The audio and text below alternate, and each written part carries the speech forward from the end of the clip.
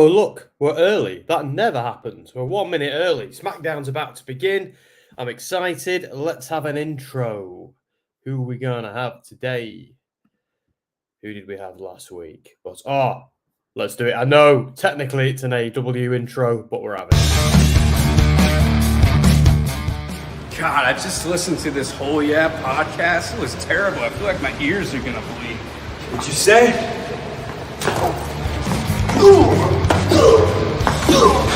This is Darby Allin, and you're listening to Gimme A Hull Yeah podcast.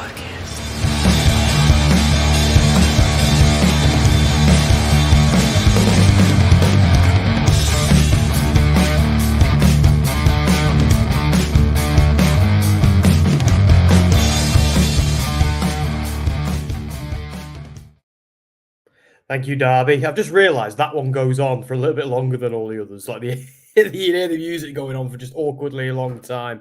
But anyway, right, SmackDown's about to begin. Welcome to Give Me a Hull Yeah podcast. I'm Sam, and it's what a week it was last week. We saw some crazy stuff. I'm loving WWE at the moment. I think we've had some interesting news this week regarding Vince no longer being involved with creative. Which I don't know, everybody agrees, but for me, I think that's a positive. I don't see a problem with that at all. I think in recent times, Triple H has been the best option. He just has. Okay, let me just quickly full screen this thing. Hang on. There we go. Perfect. Sorry about that. You just saw my chin. Let's just see who is in. Sassy, doing the usual. Thank you very much, Sassy. And let's have a little look at this. I'm sure you can all read it for yourselves. But even me and Jess got a shout out. So thanks Sam and his wife Jess in advance. She's just asked to sleep. I'm the one doing all the work. Yes, indeed, Dom. One of our glorious leaders. Dom has new content on Soundsphere, new bands and photos from his trip to the USA. Thanks, Dom and Emma. Yeah, Dom, who sometimes does SmackDown with me. He did SmackDown before me as well, but Dom's having a bit of a hiatus because he's so busy with other work commitments. Dom's in America at the moment. I think he's in Boston today. Currently, I think he went on a boat trip, and I was like, "Are you throwing any tea into the harbour?" Dom enjoys his jam on toast tea. He let me try some when we were in LA, and I don't know, it wasn't for me. I'll stick to a traditional English cup of tea, thank you very much. So I just thought that'd be funny if he's chucking boxes of that into the harbour. Okay, Sassy, let's see what else we got. Says check out the online stock for all your shopping and gifting needs, like the hat Sam wears. Yeah, like you actually, I'm not the only person in the world, by the way, who can wear this hat. You can buy one on our store. Other people have in the past, so and it's lovely when people send us pictures of them wearing our t-shirts and stuff. We absolutely love that. We still can't believe it as well when it happens. Sassy always tells me what her dinner is on a Friday night. It is tonight. It's shrimp and lobster mac and cheese. You've had that before, haven't you? With wedge salad. Dressing was apple crisp with salted caramel ice cream. Oh, dessert, sorry. It was apple crisp with caramel ice cream. Oh, yeah, that sounds amazing. Oh, my God. That sounds so good. Sassy says, sorry, I can't stay long. I'm going to see Killers of the Flower Moon. That's Scorsese's latest one, isn't it? I saw it advertised. I want to go and see that as well. I don't think I'm going to get Jess to go and see that, so I'm going to have to go and see that with my mates. We've got Joe Johnson in. Hi, Joe. Thanks for joining us. Sassy saying hi to me, and then Joe. Todd's in, saying hi, Sam and all. Hello, Todd. Misfits here. Is this a new location, or is the light actually working? You cheeky basket. It's the same light. It's the same location. I'm just... Normally, I have on my lamp. Today, I've got on the big light behind me. Sometimes there's this beam of light shining down, and it's really, really awkward. But for some reason, it's not doing it tonight, so I left it on. So there you go. But no, it's the same. This is my wife's office. We have 2 offices in the house. Mine is upstairs, but because mine is on the 3rd floor, the internet's a bit crap up there. I can still stream wrestling and stuff like that, but when I'm actually doing this, it stutters more than usual, and it's my office, so it's my sanctuary. Where down here I can keep an eye on the dogs. I can go to the kitchen if I want a cup of tea. So yeah, it's same location, better lighting. If you look, haven't even got a lamp on that thing yet. I need to get a lamp on it, shade on it. But yeah, so yeah. But normally I just have the lamp on in front of me, which you can't see because it's in front of me. But yeah, no. So IYO SKY and Charlotte will be the main event tonight. Yeah. If you're wondering why we have Logan Paul on the banner and the description tonight, it's because as much as we love IYO SKY in this podcast, Logan Paul's going to get more clicks on YouTube. It's as simple as that. And speak of the devil, and he shall appear, Logan Paul calls out Rey Mysterio. And come on, Rey Mysterio is the US champion, and he's a big, big star as well. Arguably the biggest star on the show, if Roman Reigns doesn't turn up, perhaps. I don't know. Sassy saying shrimp and lobster mac and cheese is my favourite meal, is my guy's favourite meal. Oh, I see. So I've never had that. I love lobster. I love shrimp. I love mac and cheese. But I've never had all three of them together. I've had I think I've had like seafood in mac and cheese at some Italian restaurants before, but I've never mixed those three. But I'd try that in a heartbeat. Nope. Paul Heyman's here. Hair is nice and freshly dyed. After a few weird weeks of him being a bit grey. I always figured Paul Heyman would never go grey, he just had a perfect crop of black hair on the sides of his head. Misfit saying, I do want to mention that the reason this match is happening tonight because neither IYO or Charlotte is heading to Saudi. Yeah, fair enough. They are normally male-dominated affairs, aren't they, these Saudi shows? Although the Saudi shows are way off yet, isn't it the 5th of November? Which is Bonfire Night here in the UK.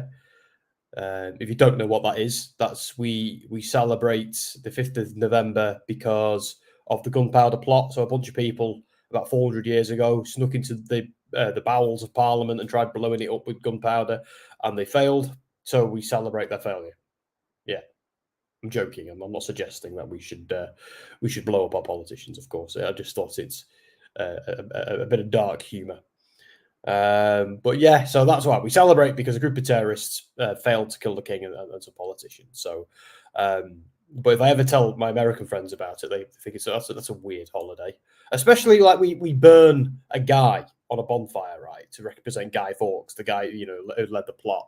And it's like, hang on, you're celebrating burning a guy to death. Right, really? Like, yeah, like, see, Dan Reed gets it because he's British. Like, the more you explain Bonfire Night, the more weirder it gets. Do you know what I mean? But yeah. And look at that. Ever on brand with evening.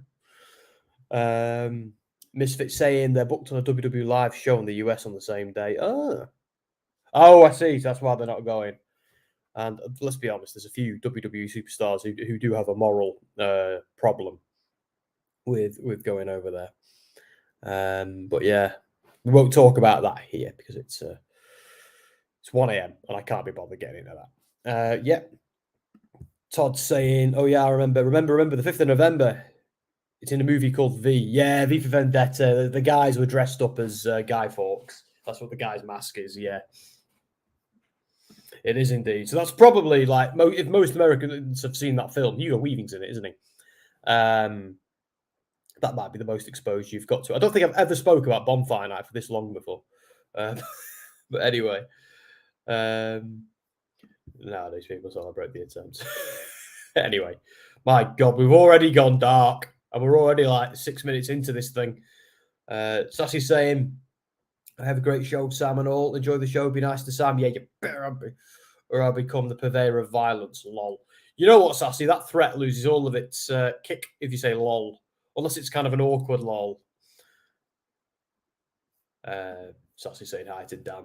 So, right, we are off. So, what else have we got tonight? So, we know we've got the main event at IYO versus Charlotte, which could main event anything, anywhere in the world. That's, both of them are fantastic. I know Charlotte gets a lot of flack because she's involved in everything. But IYO, I'm very high on IYO. I hope she keeps that title for ages. I don't know if you watched it or not, but Andy Spores and I from Wrestling Royalty did a stream a little while ago where we tried booking WrestleMania 6 months in advance, mainly because we thought it'd be funny to see how much we get right, or which won't be much, apart from probably Cody and Roman.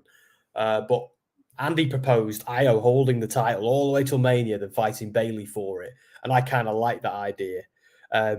But you know, it just seems like they would have already started that feud, but they kind of forgot about all the heat there, didn't they? Unless they dig it back up again, which I'm sure they can do. But I kind of thought it'd be a slow, slippery tease. That sounds a bit grim, doesn't it?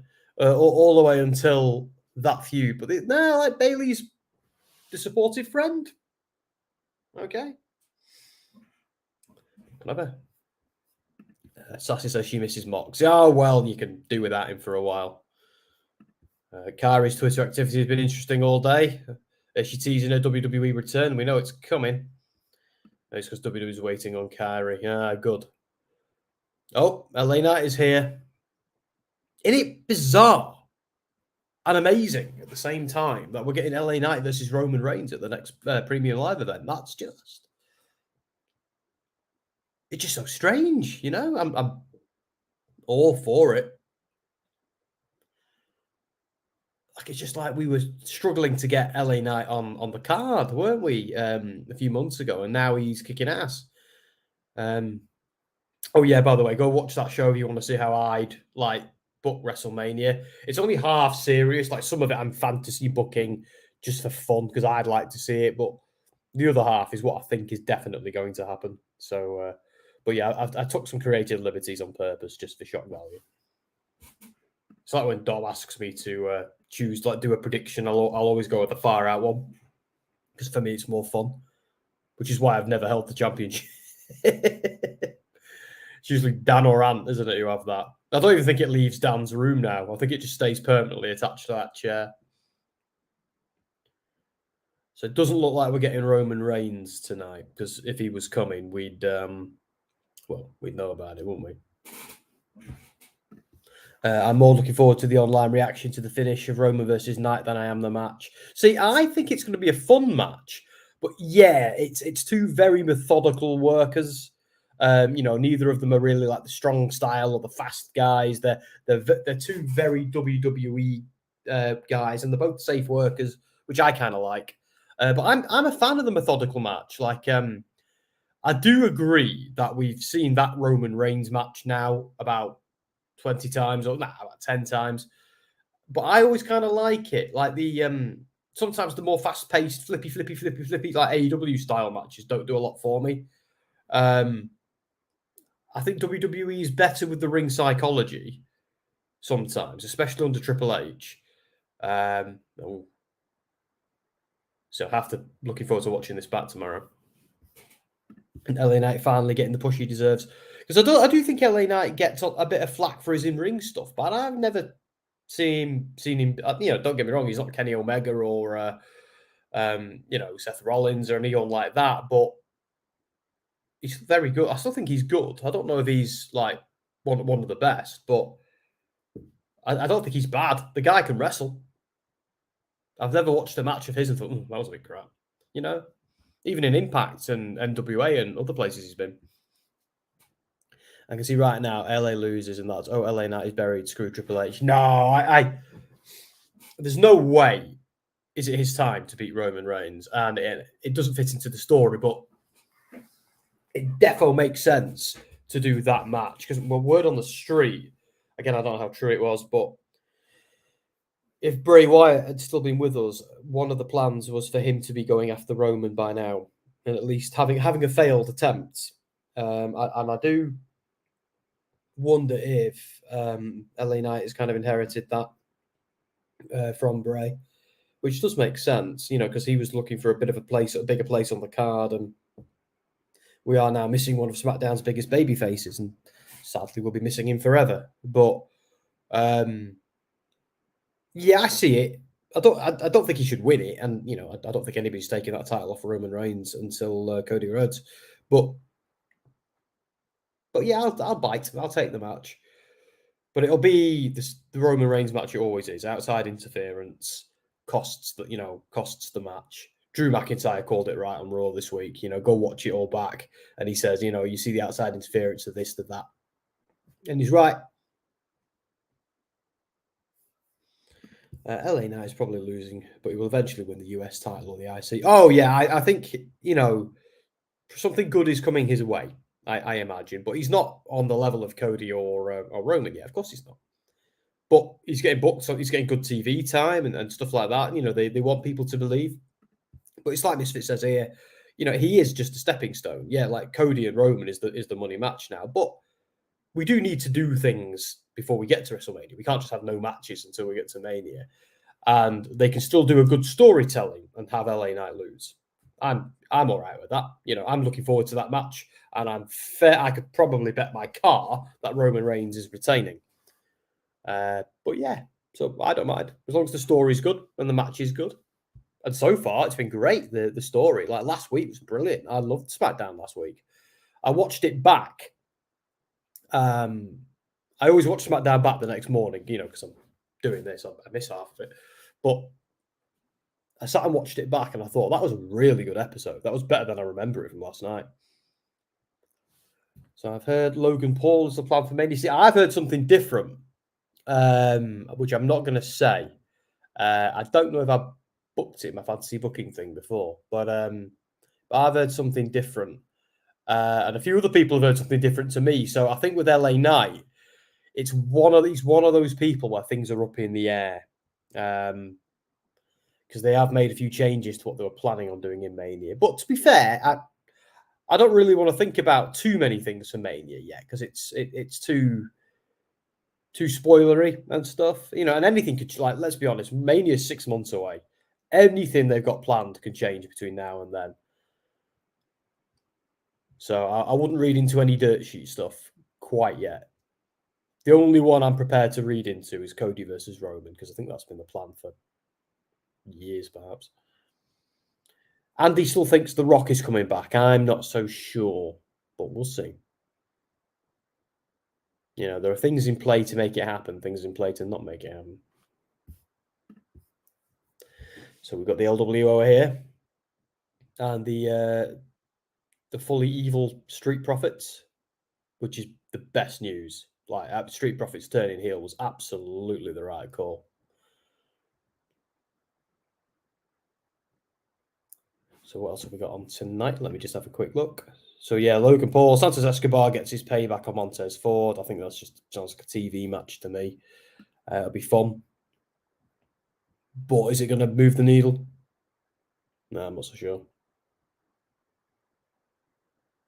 Sky versus Flair is going to be great. I think we're going to see a lot of high-flying action in it. I think Charlotte Flair is going to do that fantastic moonsault she does. IYO SKY is just going to bounce around the ring like gravity's not a thing. So I'm looking forward to it. It better not be a 6-minute match with interference and it gets split up. Unless... Nah, they've got other things to do at the pay-per-view. I don't know. We'll see. John's going to leave WWE again because Hollywood strike is over. I feel like The Rock might get one more thing, but then he will also return to Hollywood. Yeah, but even, like, trust me, that strike won't be a thing by the time we're at Mania. But we still will probably see Cena in some capacity. Like, one possibility I heard for LA Knight was a match against Cena, leaning into the old man Cena, not turn heel, but get a little bit, you know how we got for The Undertaker, where he became a bit insufferable. First of all, he was respectful when he called out The Undertaker, like, come on, let's have a dream match, you and me at Mania. And then he got a little bit more desperate. He got a little bit more rude. And it was the closest we've ever seen John Cena get to a heel, and it was brilliant. He never fully turned, but that was the match where we wanted to see Undertaker beat the ever-loving snot out of Cena just to shut him up. And I think they could do something a little bit similar if they went down the Cena versus LA Knight road. Well, LA Knight is the much more practiced heel. He's the people's prince at the moment. So what they could do with Cena is they could have him just get a bit cocky, and have him be a little bit darker, but not realizing he's the bad guy in the story. It's like exactly what you said. Here's a Jai. He could have like a little heel turn, and then at the end of the match, he could kind of realize, oh wow, it really isn't my time anymore, is it? It's your time. You know, he could like realize and be respectful, like he did after the Undertaker match. You know, he was happy to to lose in the end, wasn't he? He was just happy to be at Mania at the end of the day. And if you go back now, look, I know it wasn't a match, and a lot of people have a lot of opinions about it, but if you look at the Firefly Funhouse match at the COVID Mania, Cena Cena does not come across well in that. Like, that was a creative and prolonged character assassination of John Cena by Bray Wyatt, and it was so clever, so good. I kind of enjoyed it. I wish there had been a match as well, but as far as creative cinematic storylines go, that was very smart, very well done. But even though Wyatt was the Fiend and was this, House of Horrors villain in that, watching that with the full understanding of what's being told, Cena was totally the heel in that, Wrestling can be clever. I don't care what anyone says. Yes, Hassan, you can get a vote. I shall do it now. Mr. saying the women's match is getting 3 segments. Well, good. That match deserves 3 segments. How many segments did the I can't even remember, Gunther Tommaso Ciampa match get? Do you know what, Todd? That's a very good question. Is that what it is? You'll know better than me. North of your border, not north of mine. Got Hadrian's Wall north of mine. Let's do the vote. God, Carlito looks jacked, doesn't he? Was he always that jacked? He looks like an Afro AR Fox as well, from AEW. Right, let's jump onto YouTube. I know half of you are already watching me on there, but I'm actually on StreamYard doing this. Okay. There I am. Oh, it's really funny when I come on here, when I go to YouTube while I'm doing one of these, because all the other watch-alongs pop up. Okay. Let's just do the poll. Who wins? Oh, Santos.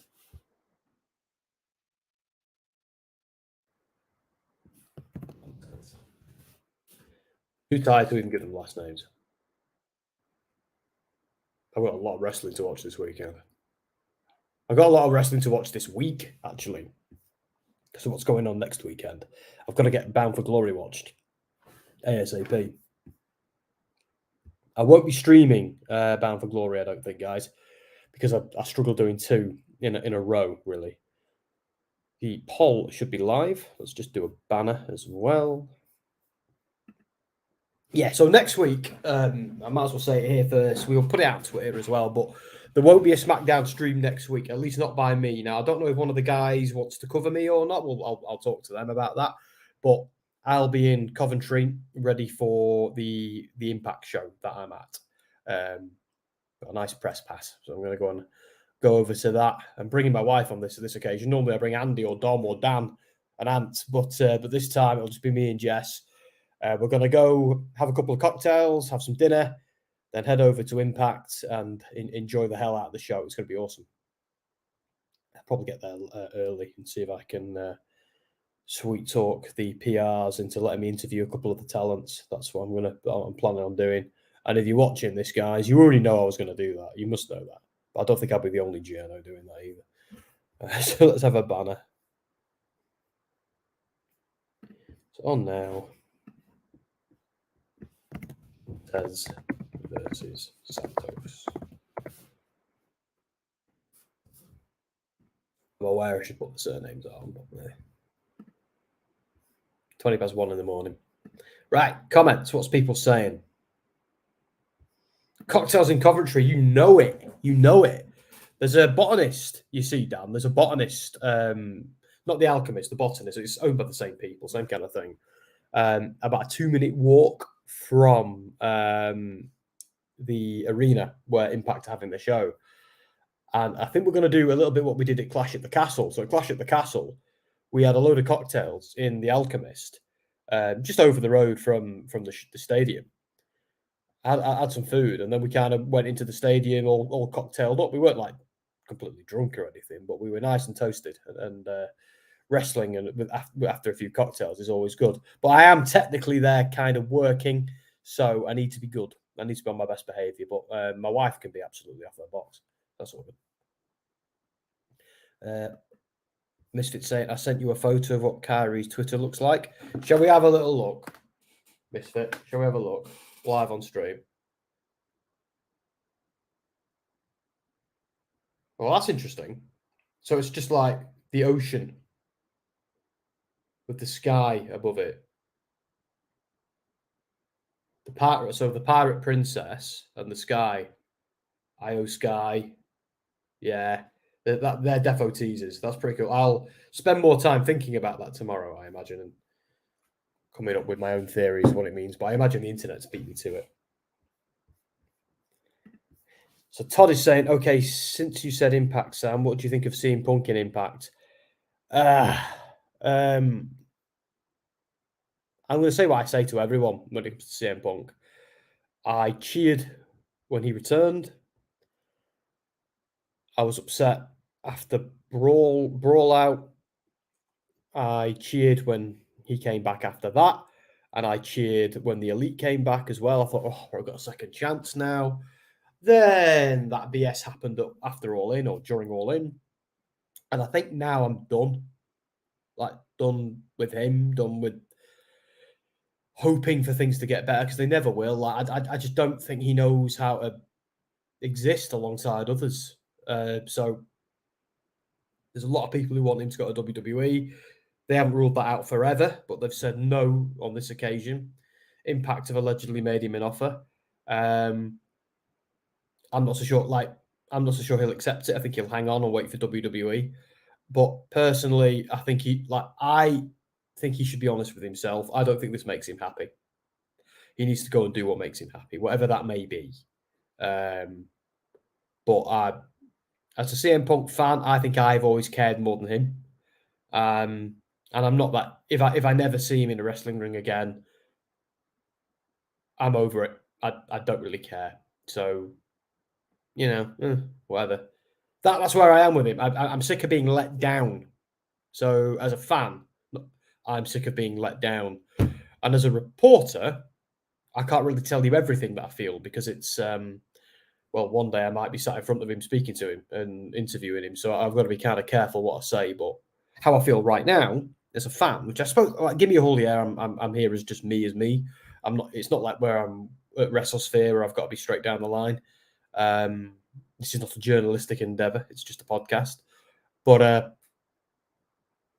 I'm just done thinking about him and done talking about him, in truth. To be fair, since Coventry got funding for City Culture, it's gone a bit upmarket. Do you know what, Dan? I've never actually been to Coventry, so I wouldn't know. Oh, that's what you mean, cocktails in Coventry. Well, yeah, they've got a nice cocktail bar. So yeah, it seems all right to me from what I saw. I'm looking forward to it. But I'll be at a bar either way, But I've got Jess with me, so it's not going to be a pub. It's going to be a cocktail bar because you might not know this. My wife is posh totty. So there you go.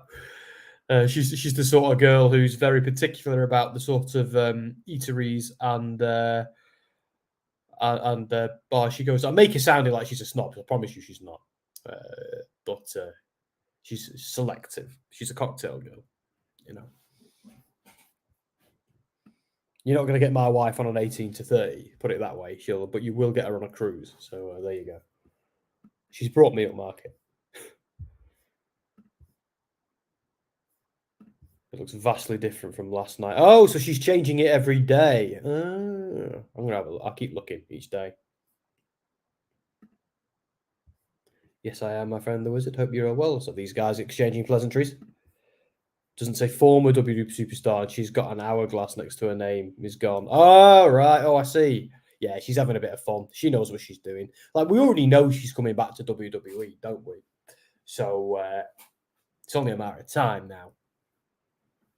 We should look forward to it, because I was a bit annoyed. Not annoyed. That's the wrong word. Disappointed when she left, because I kind of felt she had so much more to do in WWE.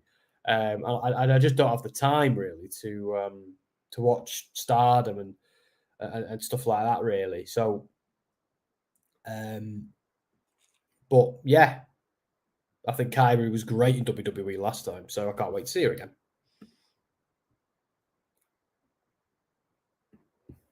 Todd says, very good answer, Sam. I feel the same about the situation with Punk. Yeah, I mean, what else is there to say? It's like either do something and behave.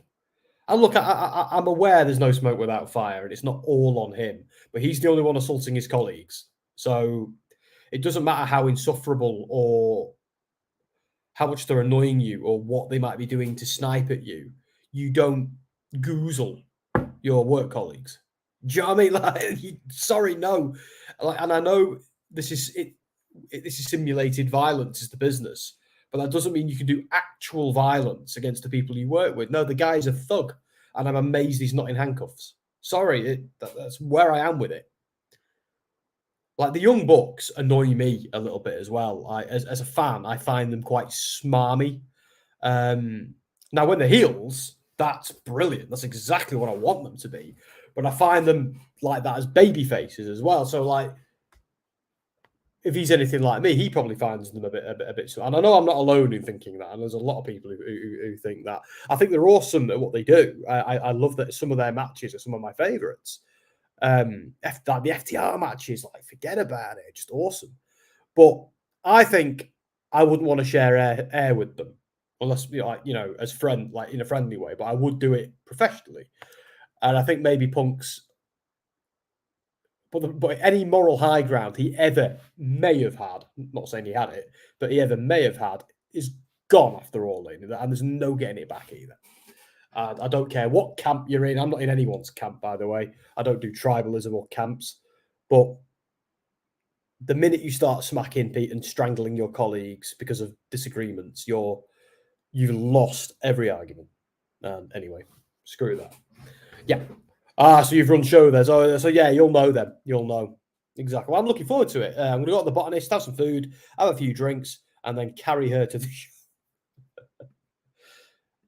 My wife was Posh Totty. That's why the family don't like me. Brought her down to my council estate working class upbringing. Well, neither of her or I are kind of from that kind of, like neck of the woods. But we, I don't know. I think she's just well brought up and stuff. Not that I'm not, but I am a corrupting influence, I think, and I'm proud of that as well. Hiatus was just code for WWE, of course. I look forward to seeing how Kairi Sane is booked on the main roster by Triple H. Exactly. Like, what does she look like without Vince making her? And look, and let's be honest, Japanese wrestlers under Vince, he just makes them become caricatures. And I know wrestling lends itself well sometimes to that and things like that, but I don't want to see caricatures. Borderline racist ones sometimes. I want to see them, what's best for them as wrestlers. Like, I don't understand why Tozawa still works there. Like, I feel like every time he's on camera, it's a burial. What are they doing? Do you remember that ninja power thing? What the actual was that about? Ugh.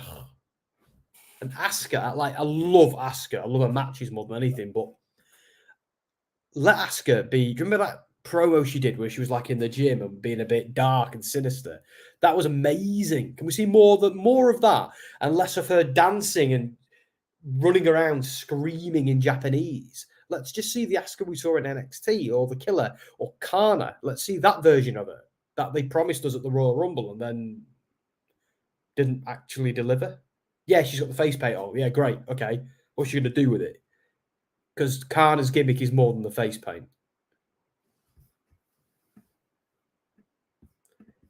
Dan saying, in fact, I worked with Punk in Coventry. We did Samoa Joe versus Punk there. He was a bit of a mare even then, sadly. Well, there you go. Like, there's a reoccurring theme with Punk, and he's the common denominator.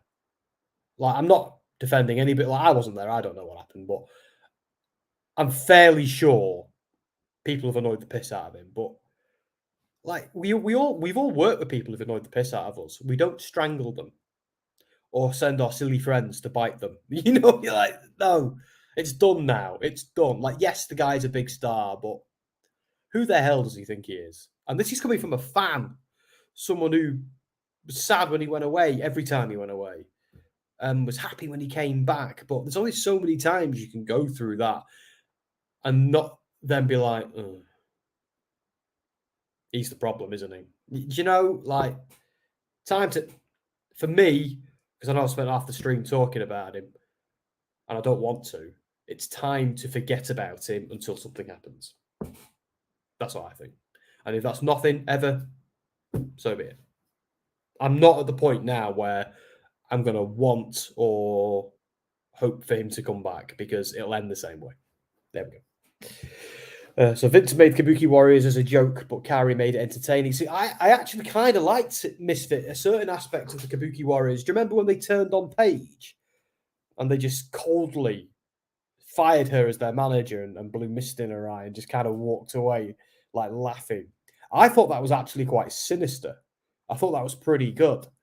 It's what they did in, like, Asuka was just really quiet. She didn't jump about and wave her arms and do any of that. She just kind of like waited for Paige to face her and then blew the mist at her.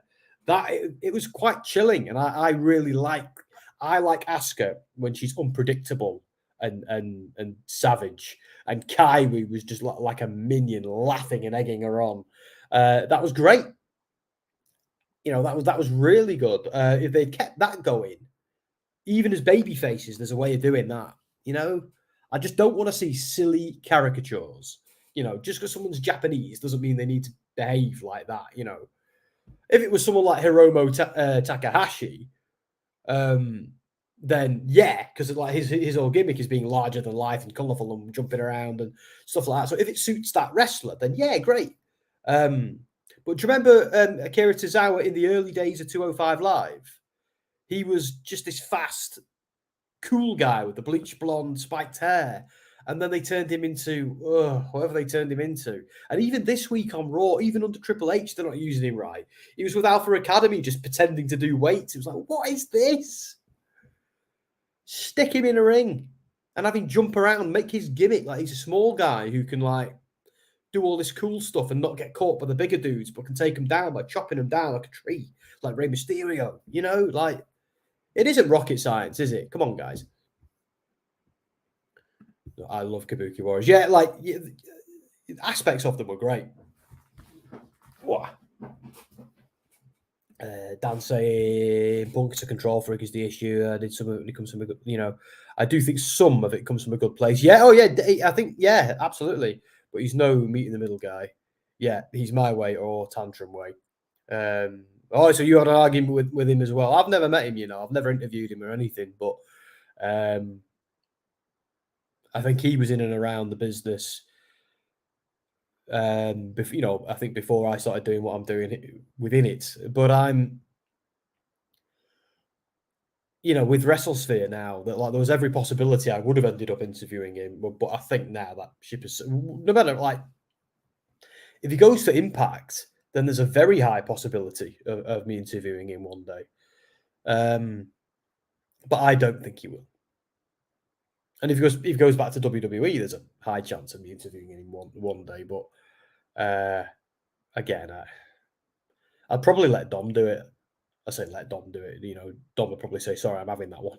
But I don't think they'd let me anywhere near him these days. Because with me, it's coming from the place of being a fan, and then feeling let down as a fan. That's where it's coming from with me. It's not that I'm not being a hater or somebody who's, you know, like, oh, I'm Team Elite, oh, I'm Team CM Punk. I'm not Team anybody. It's like, I overheard someone said to me a while ago before I went to All In, they said to me, are you a collider or a boomer? And I'm like, what? They go, are you a collider or a boomer? Basically, do you watch Collision or Dynamite? And I'm just like, that mentality blows my mind. I responded with, I'm an AW fan. I watch both shows and Rampage. And I'm one of these poor souls who sat through Dark every week as well. And they looked at me like, oh, so that means you're on so-and-so's side. And I can't get my head around that tribalism. That is just, wrestling fans are so tribal. They got to the point where they were being tribal about their own favorite show and only watching one episode of it a week. That is utterly ridiculous. But I watch WWE and AEW. I don't even pick a side there. I like both. I like Impact. I like Ring of Honor. I like what Dan puts out. I like all this stuff. It's tribalism in wrestling just blows my mind. And I know I say this often. It's like tribalism in gaming blows my mind either. Like, I can't believe people choose to live in a world where they either can't play Zelda, Halo, or The Last of Us. Like, I don't want to live in a world where I can't play Nintendo stuff, PlayStation stuff, Xbox stuff, and have the option to play whatever I want when I want. Yeah, like, okay, I get there's budgetary limitations. Not everybody can have every console. I completely understand. And nobody's as fortunate as me and works in the industry and gets the opportunities that I might get. But, I mean, owning one console and then fighting with other people who own a different one on the internet is madness. Like, anyway, I just don't understand it. I suppose I don't understand it. I like McDonald's, but every now and then I fancy a KFC. In my opinion, women's tag team titles haven't been important since Asuka and Kairi had them. Do you know what? You might have a point. I'm trying to think who else has held them since. That probably says it all. The fact that I can't even remember anybody. I did a show with Tozawa over here. Incredible talent. He's so incredible. Dan said it twice. So, yeah, he just is, isn't he? And the charisma as well. He's such a charismatic dude. And him running around shouting ninja power kind of hides that, doesn't it? Is Michael Cole. You tell me, mate. You're listening to more of it than I am. I've been rabbiting on about CM Punk for half an hour. Yeah, he's refusing to go out of the ring unless we played AFI, but we couldn't play AFI because the show wasn't being televised. He knew this. Everyone knew this, but most of the match edited. Well, that's just childish, isn't it? Like, that's just the thing that annoys me more than tribalism is people being unreasonable. You know what I mean? I remember when I was a kid and I worked in a sofa shop and we didn't have something, and some customer said to me, can I get X, Y, or Z? And I said, I'm sorry, we don't have it in stock at the moment. And he looks at me and goes, well, that's not my problem. What? What am I expected to do then? Magic it out of thin air? Like just incredible how it's that level of unreasonable. Like, it is his mind because the customer's always right. He thinks that gives me superpowers. But yeah, so sounds like CM Punk's one of those guys. Yeah, he did go out and do the match, but he moaned about it and then didn't have a good match, and he blamed everyone else, even the ring. Damn that ring. So I think most Americans are tribalism and everything these days. The House of Representatives. Well, yeah, it's not just you guys, Todd. I promise you that. Usually you guys are suffering from it. We're suffering from it too. Not because you guys are, but because we're, well, the same as you guys, really, aren't we? In many ways, just across the sea, We're just as bad. I think it's just our culture. It's not even just Western culture. It's various cultures, but ours it's especially bad. It's the toxic fan, isn't it, Todd? That's the problem. It's the toxic fan. It's the idea that you love something, and if somebody loves something different, it's an attack on you. Do you know what I mean? It's like, and because it's PlayStation versus Xbox, the idea is you buy one and you join that side of the war. And if you ever want to blow someone's mind, like, no one ever has a comeback. If someone else says to me, oh, your Xbox, your PlayStation, I say, I like both.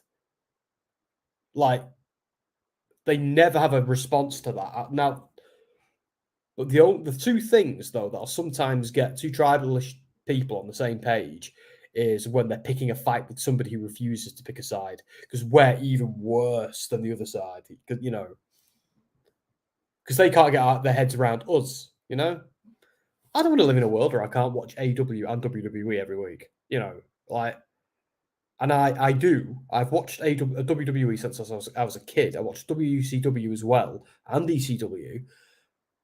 So I've always been a guy who enjoys lots of wrestling. And I've always wondered what do people who think it's like if you're a WWE only guy or you're an AEW only guy, and you then watch an episode of something else, what do you think is going to happen? Do you think someone's going to knock on your door and beat you up? Like, what is it you're scared of? Because I can promise you, no one's ever knocked on my door and beaten me up for watching wrestling. So knock yourselves out, guys. The coast is clear. Yeah, it's trial in every fandom. Exactly, mate. It's the toxic fan, isn't it? I love Ghostbusters, right? But there are some great people in the GB fandom. But my God, so much of the online community still aren't past the. Yeah, neither am I. And I'm not even a fan. And the stuff some of them come out with is disgusting. Yeah, and I imagine some of the sexism and the incel stuff is just unreal. Like, how has that been normalized? Like, when I was a kid, when I was growing up, the worst thing you could be was racist, and the other worst thing you could be was a sexist. And if you were someone who didn't like women because because you weren't very good with them, like that was like the lowest, like the worst thing you could possibly be. Like like when I was a kid, all the incels would have just been beaten up on sight.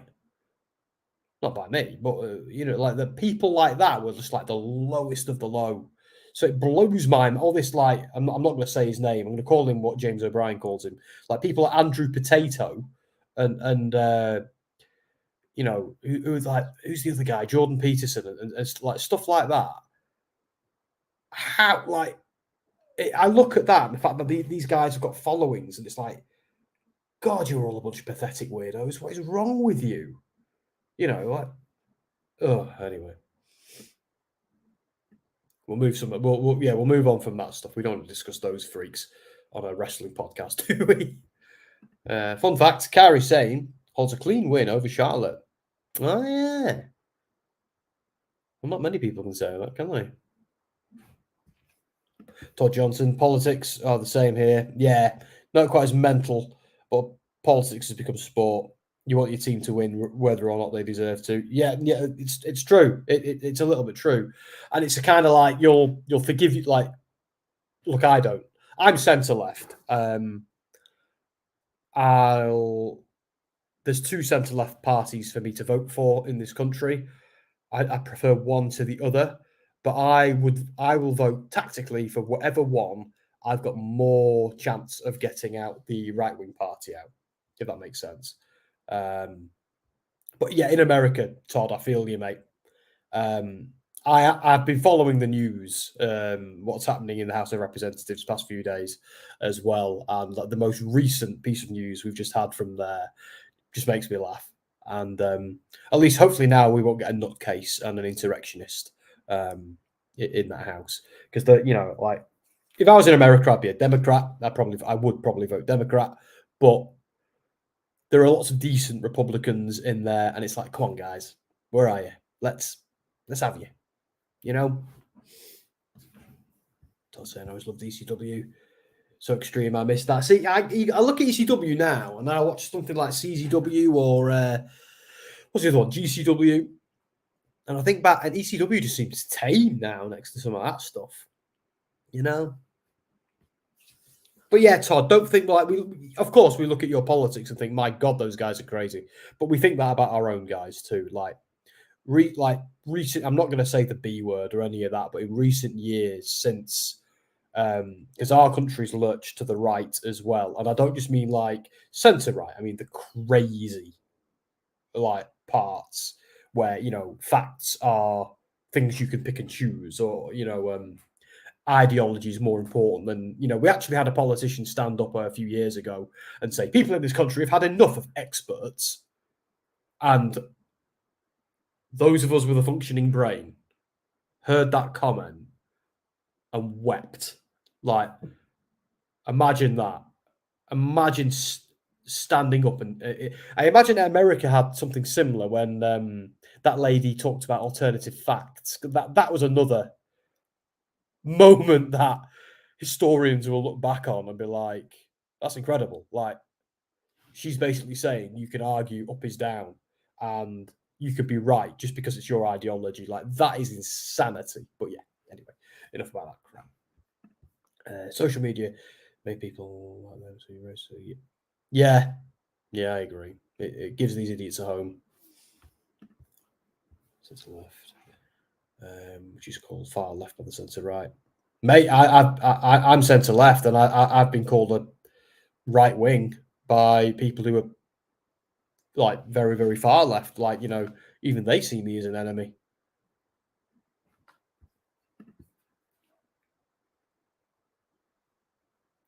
And that, yeah, and you're exactly right there, Dan. And do you know what I like as well? People like John Major and the people who came after him, and some of the people who came before him as well, on both sides of the aisle, using an Americanism there. But they all look at today's lot and agree and are horrified. And I think that says it all, doesn't it? You know, that says it all. It's the same in America. You know, we've got people like we've got Obama, Bush, and Clinton all looking at these lot and going, what the? Yeah, so when you've got Obama, Clinton, and Bush all on the same page about certain things, that should tell you everything you need to know. But anyway, this has been why does everything I do get hijacked by politics? I'm blaming you, Tom and Dan. Misfits like I give up with this stuff. I just want to talk about Japanese wrestling, man. And these guys are banging on about politics. Come on, Misfit, give us some. Give us some. Oh, Cena and Solo.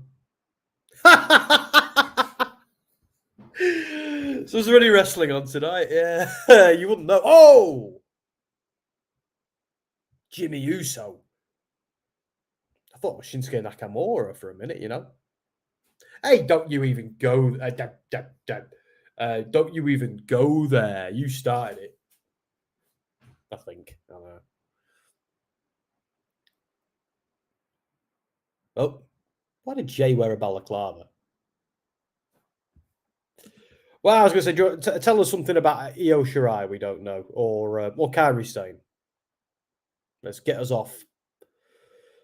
It's nice that we're all on the same page, though, on certain things. It's good to know sanity still exists in the world, because you turn on the TV and you wouldn't know it. That's why I watch wrestling. I just prefer this reality, you know? I will tell, on a serious note, I will tell you, this is interesting. At least I think it might be.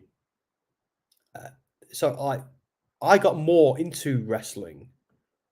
Well, don't get me wrong, I've been a wrestling fan since I was a little kid. Everybody knows that. But I got more into it as an adult because I went up and down, you know, like, you know. But when I got truly into it to the point where I thought I'd kind of steer my career in its direction, I leaned on wrestling very, very heavily as escapism to escape depressing things, the things that upset me and worried me, like the rise of Donald Trump, like Brexit, like just things like, you know, things like that, like things that I'd speak to my therapist about and that upset me, and I found wrestling as putting my energy into that, watching it, you know, writing about it, things like that kind of kept me away from politics. Don't get me wrong, I still follow things like that. I'm very up to date on current affairs, but it helped give me something ultimately that was fun and didn't matter in that sense. And I'm not going to be one of these who goes, "Oh, wrestling saved my life," but wrestling really helped my mental health and gave me something to be passionate about again. That stopped me from, you know, saved me from toxicity, I suppose. It really, like, in my life, wrestling has been a massive force for good. There are other things as well, like Warhammer, gaming, things like my wife sometimes says to me, I wish I had a thing like you have a few things. I think she means by like video games, Warhammer, wrestling. She goes, I wish I loved things like you do, or words to that effect. And I get what she means, you know, because if I get passionate about something, I'm all in on it.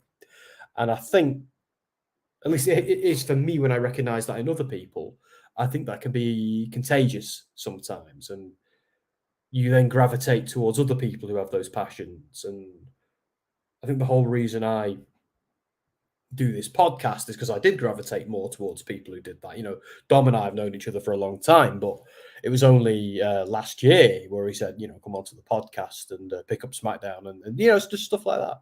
Logan Paul is here, by the way, guys. Sorry, Misfit. I asked you for a fact and then didn't acknowledge it. So here we go. IYO SKY is the only Grand Slam winner in Stardom. Boom. There you go, folks. You heard that here if you didn't already know it, because I didn't know that. John Cena has gone 2002 days since his last won television singles match in 2018. Seriously, who was that against? Was it Roman Reigns, Balor, Shinsuke? I think they've all beaten him on TV, haven't they? Anybody else? Todd says, I find it very interesting what Trump affected you as it did. Oh, yes, explains what the world is messed up.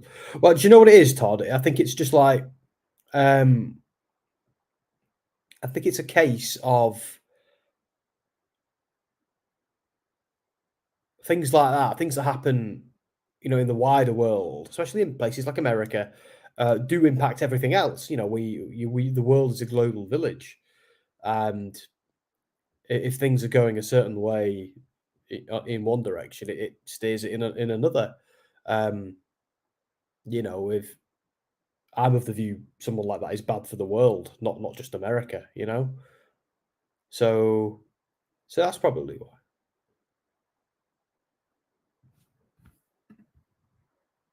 It's kind of funny because Cena debuted in 2002. They have to fix that, though, don't they? They have to fix that now. Who was it against, Misfit? Can you find out who it was against for me? I know, I'm sorry, I feel like I'm setting you homework. But because I know, I'm trying to remember the TV matches in recent years that Cena has lost. Because I know, bless him, he puts over a lot of people these days, doesn't he? Like I know he's put over Balor. I know he's put over Shinsuke.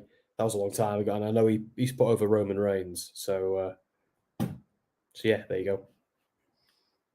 Oh, and we've got a sarcastic laughy face from Paco Perez on the Facebook page. I'm not entirely sure why that is. Maybe he doesn't like what we're talking about. But there you go. No, I have no idea if I'm being... Well, that's a first. That's a first. There we go. If you're still watching, Paco, do tell us.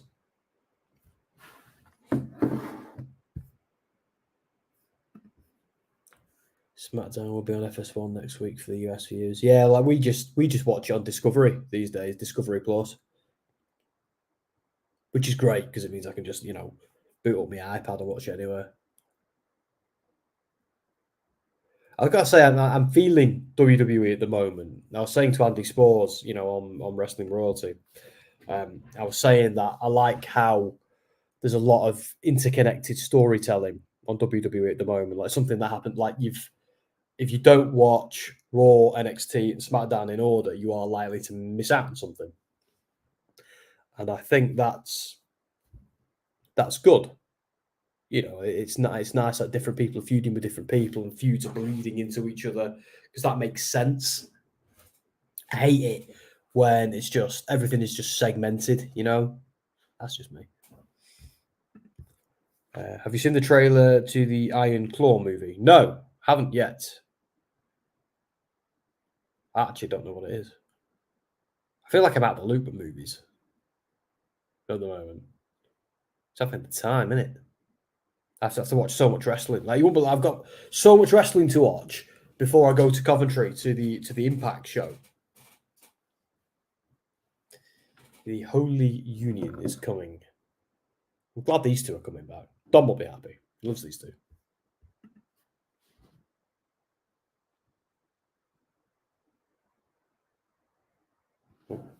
Hang on a sec.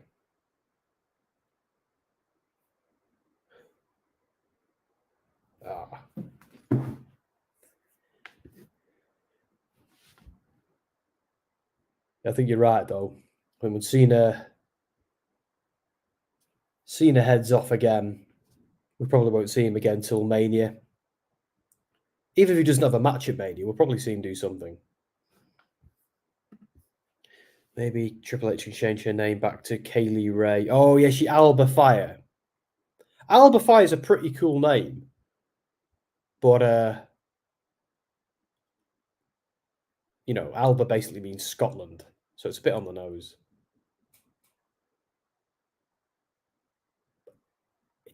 And again, they're both from Scotland. And, you know, one's a pyromaniac and one's a witch. Kind of works. I don't know.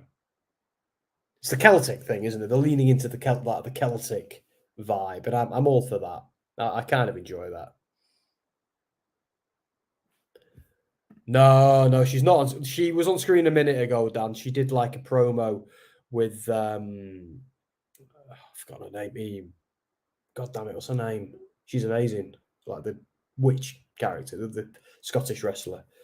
You know, they're a tag team. You know, like they were both on screen together, doing a promo, teasing them coming back and kicking ass. You would be surprised if Eric Young comes back at the end of the year or not. Now Triple H is back at creative. Well, yeah. Yeah, I'm Courtney. Is that name? What's her WWE name?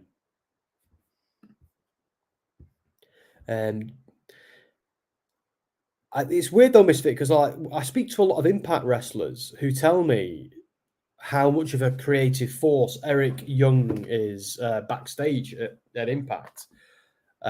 Joe Hendry was actually telling me a few weeks ago how they came up with a lot of stuff together.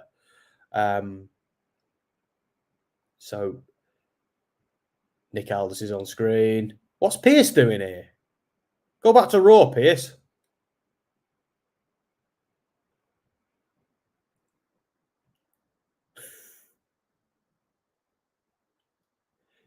Anyway, yeah. So and a lot of he seems to be enjoying Impact and has a lot of creative force there. But I know what you mean. Now Triple H is back in control. He might want Eric Young back. I do wonder if it was Vince that was holding that whole thing back. It's doing my head in now. What's her name? Like that wrestler. What's her name? Hang on, I need to look this up. It's going to do my head in. It's going to do my head in, so I need to look it up. Oh. It's Albert Fire. And Isla Dawn. There it is. Right. Jesus, I'm not going to go insane now. Pierce, you are not needed on anymore. Oh, God. Right. So Logan Paul is here. Again, look, I know that this dude is controversial as hell, but from a wrestling point of view, I love this guy. Absolutely love him. I've never watched an episode of Impulsive in my life. I've never watched one of his boxing matches. Any of that. I've drank his energy drink. I think it's overrated. But this guy is a WWE superstar. All about it. Absolutely brilliant heel. Keep him going. I was wondering, what's he even doing here? Like, mate, you've got Fridays off now. You've been promoted and you get a day off every week. I mean, anyone would think it's real. Gotta build Survivor Series, eh? Ah, yes, of course. Brand warfare. The general managers now have to hate each other. Like when Shane McMahon was going after Kurt Angle. And Kurt Angle was joined the Shield temporarily. I think Logan does more to bring people to watch the shows. You're exactly right, Todd. And you know what? People watching this video has spiked since he's been on screen because that's what happens. Roman Reigns comes on screen, it happens. Logan Paul comes on screen. There are certain things that spike it, and WWE know that as well. Like if it spikes them, if it spikes us, it's spiking them. It's just the way it is. Like there's a reason. This like Misfit's going to shoot me, but there's a reason we have Logan Paul and Rey Mysterio on the banner today, and not IYO and Charlotte. When by rights they're in the main event, it should be IYO and Charlotte, but. Guess what's better for SEO? I know. Cynical. War Games, yeah.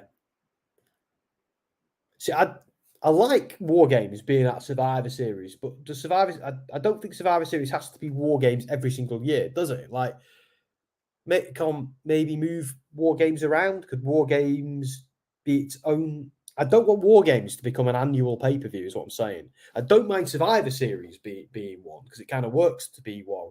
But it's like when they had Hell in a Cell as an annual pay-per-view, because Hell in a Cell should be reserved for certain feuds when they reach a certain point, not an annual event that you build the feuds around Hell in a Cell, rather than, putting Hell in a Cell at certain feuds when they need it. That's just me.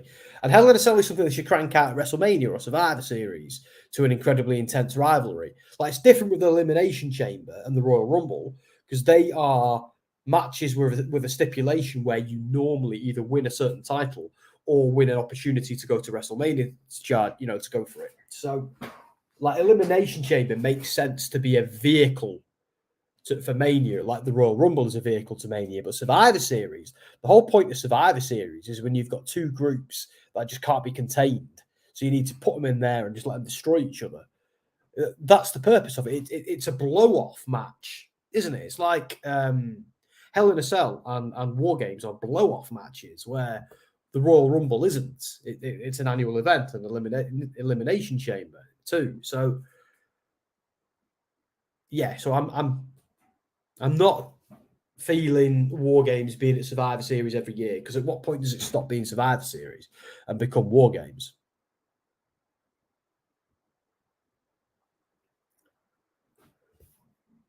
The issue is, though, with that, like, yeah, it's made sense for the past 2 years, but I don't want it to get to the point where we go, oh, right, this is the time of year, but we have to find 4 wrestlers to get another 4 wrestlers.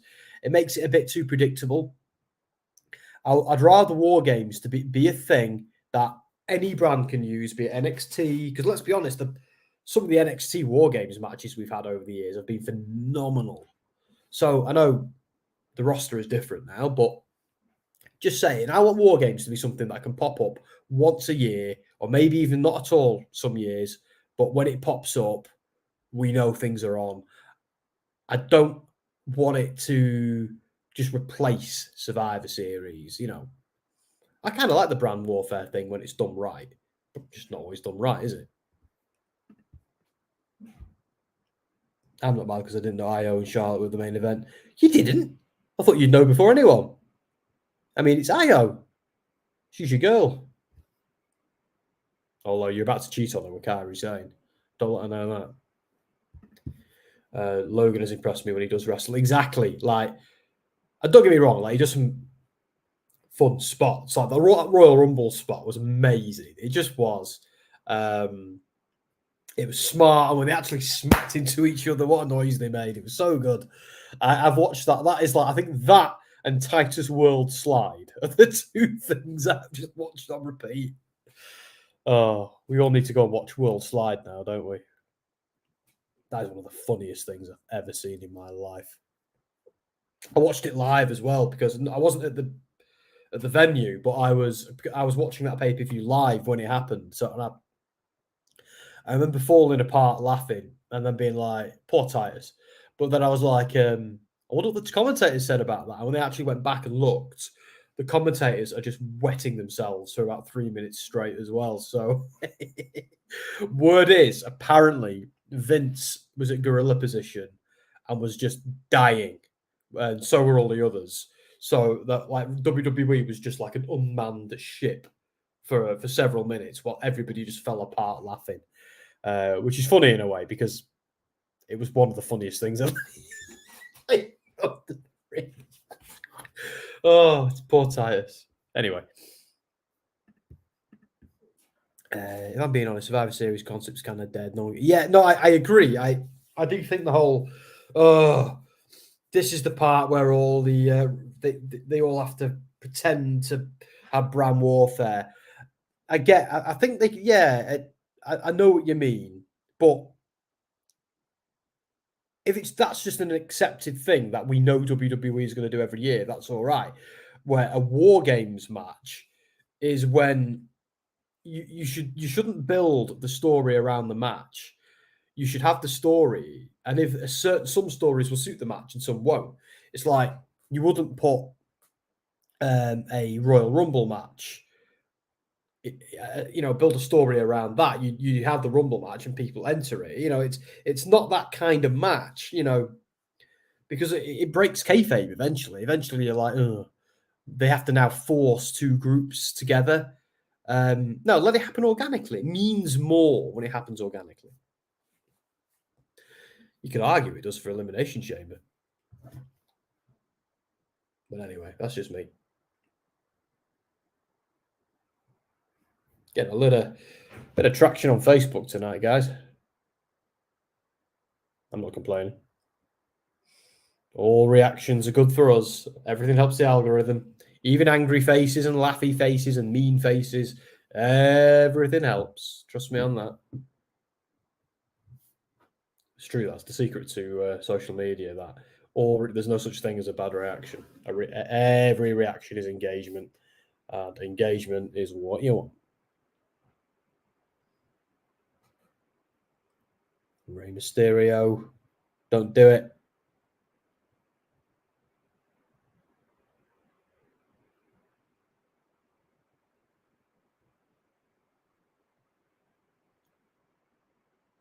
Ooh. He's so slappable, isn't he? It's brilliant. Yeah, I think mine did for a minute, Misfit. I don't know why. It is what it is. So Mysterio versus Logan Paul at Crown Jewel for the US title. Interesting. See, I thought he was going to have another go around with Escobar.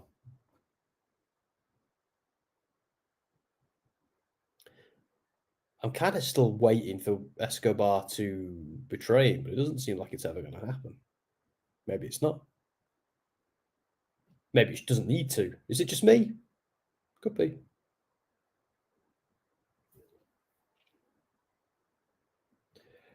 Oh, Misfit. I mean, I know I've just been putting him over, right? And I'm a big Logan Paul fan, and I want him to do well, and I like watching him. But I still don't even know if him winning the US title, and I'm not even a US guy, but like, I still don't even know if that sits right with me, I'm kind of like, yeah, like him winning that belt, like the belt Sting held, the belt, did Ric Flair hold it? I think he did.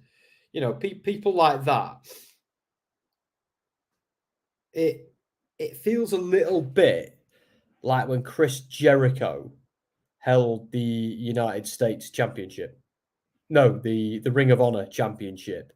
When it just didn't work. It just did but that was why it was good, because people were like, ugh, get the bloody Ring of Honor title off Jericho. So maybe that's why it's good. Because it's going to annoy so many people. And I suppose you could have him hold it till Mania or the Royal Rumble or whatever. And as you say, yeah, then LA Knight takes it off Logan Paul. Like LA Knight taking it off Logan Paul at Mania would be a good shout, wouldn't it? Because everybody wants to see Logan Paul get punched in the face. And LA Knight is, an upcoming big star. So, yeah, it works. Oh, is Charlotte?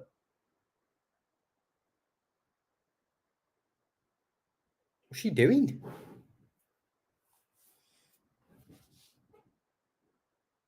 Oh, here he is.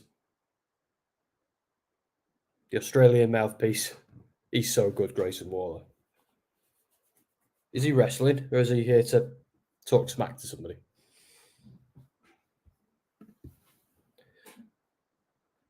Is it your internet? Oh, here's Austin Theory as well. Yeah, it's still on here, Misfit. I think it might just be you this time. We've got A-Town Down music. God, Theory shredded, isn't he? Sassy will have to let us know if that movie's any good.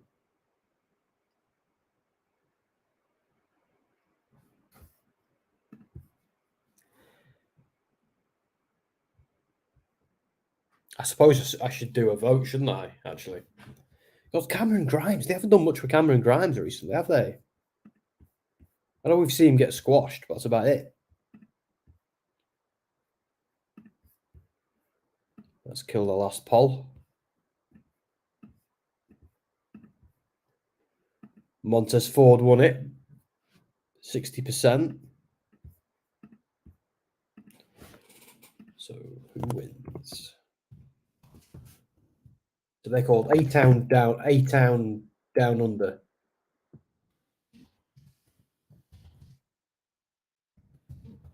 Is a brilliant name.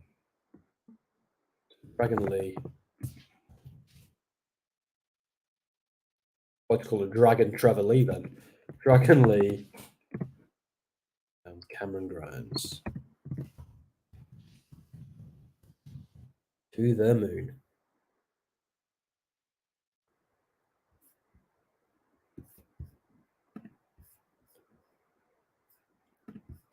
So Mohammed Ahmed is saying when the show start. It started, I don't know what time zone you're in, bud, but it started for us an hour and 15 minutes ago at 1 a.m. It's 2 a.m., 2:15, 2:15 right now where we are.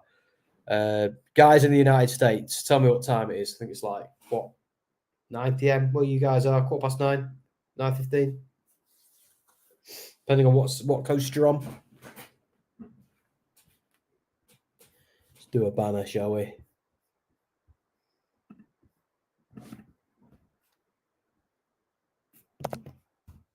Town Down Under. This is, how's it called? Cameron.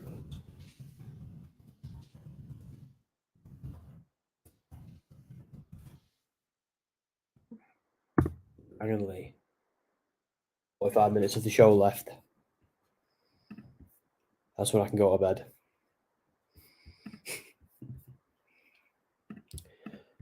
Yeah, 9:15 in New York. Thought so. Oh, Misfit's working again. Was it your internet? I'm fixing these headphones. There we go. That's better. That's way better. So there you go, Mohammed. It's been on for a while.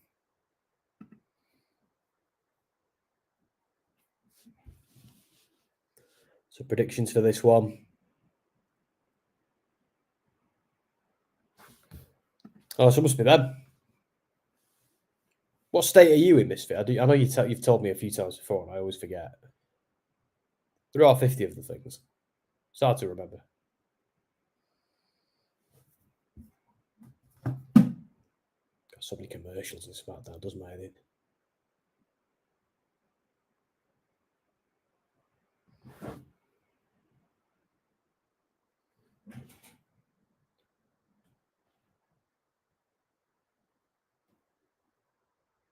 Tons of people responding to stuff on Facebook.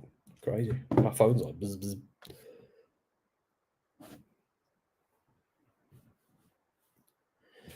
Yeah, so no stream next week. Not from me anyway, because I'll be at the Impact show. I don't know what we're doing for Bound for Glory tomorrow night. I think I'm normally the Impact guy, but because I've done this tonight, probably not going to do Bound for Glory. Because I need to have some semblance of a weekend. Yeah, because doing this slows me down on a Saturday, because I'm tired. But Sunday, I'm usually I belong to my wife on Sundays, usually because she's off as well. So that's what we'll do. I've got like so much AW to catch up on. It's unreal. I've got Battle for the Belts. I've got all the AW from this week. I've still got to do. Todd's saying I'm never ever going to like Theory in any way. See, I love him. I think he's amazing. But he's a heel. You know, he's meant to be a scumbag. You're meant to hate him. That's the point. That's what's so good about him. Dragon Lee's entrance is just so good. Like, music is wicked. I love how it kind of like honors the Mexican luchador stuff and the Japanese stuff in one. Who do you think the mystery guest is for Bound for Glory tomorrow?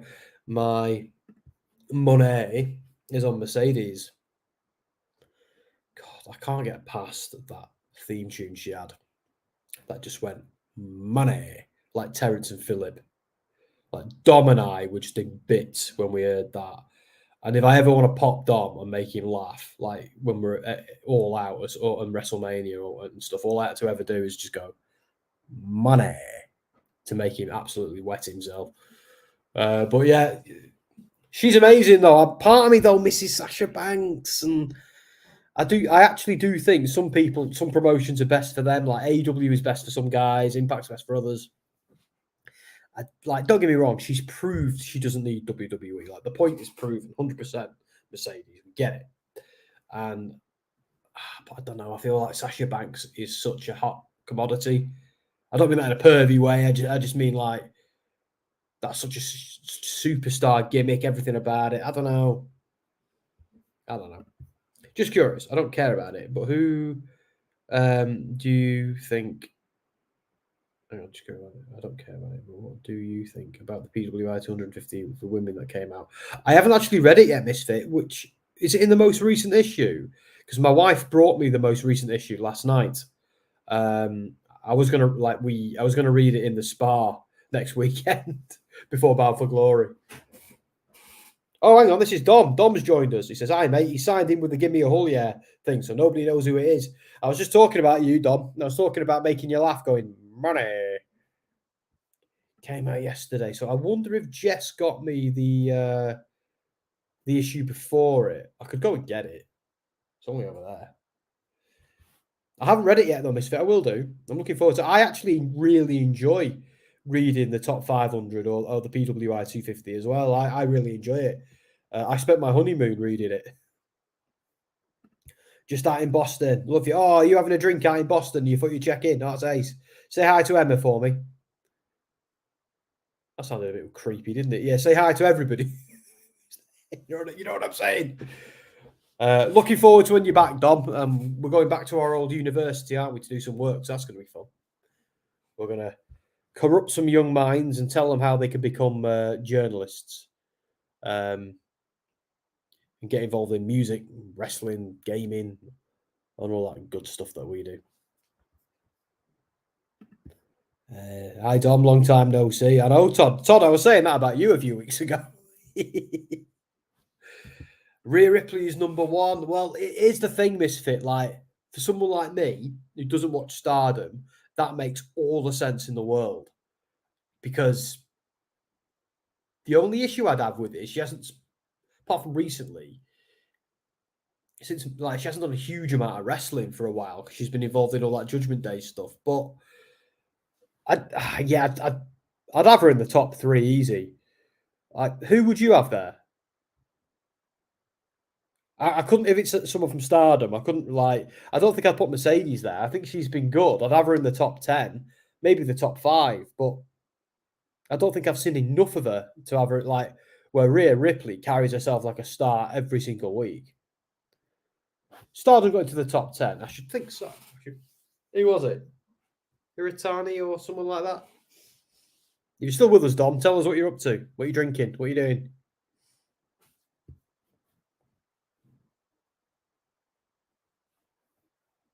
And give the video a like, Dom. Not from the Gimme A Hull Yeah account. I've already done that. From your own. We've got 2 people who've given us sarcastic, laughy faces. So I don't think they realise that any engagement is good. But I wonder if they're laughing at my hat. How dare they? I love this hat! See, I actually don't know who those 2 are, Misfit. There you go. I admit it. Obviously, I know who Bianca and Jamie Hayter are.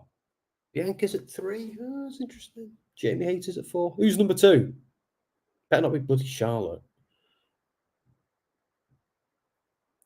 I know I'm going to end up reading this for myself in a few days' time, but yeah, I spent my honeymoon years ago. Makes me sound really old, doesn't it? I spent my honeymoon reading. I had a fresh edition of the Top 500, and I think it was the year Kenny Omega won it.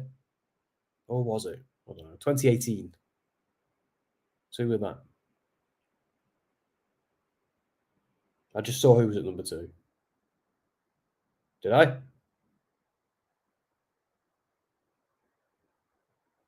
What on there? Charlotte, IYO, Monet. You're going to have to tell me. You got to remember, it's 2:30. I'm tired. I don't know. Oh, Gilia from Stardom at number 2. Oh, I see. So I actually don't know who that is, but I'm very happy for her. Because it's good that Stardom's getting some love. I read somewhere, that Brie Bella, or whatever she's called these days, was talking somewhere about having a run in Stardom. If her husband was in the G1. I'd love to know what you think about that. Because I've often been of the view that I was never a huge fan of the Bellas even in WWE. Yawn. But would they bring, I don't know, what would you, I know they're known for their fantastic wrestling, but no one can deny that they're not big stars, Would they get some more eyes on the Stardom brand? It might get my eyes on there. Although my problem is I don't have the time. That's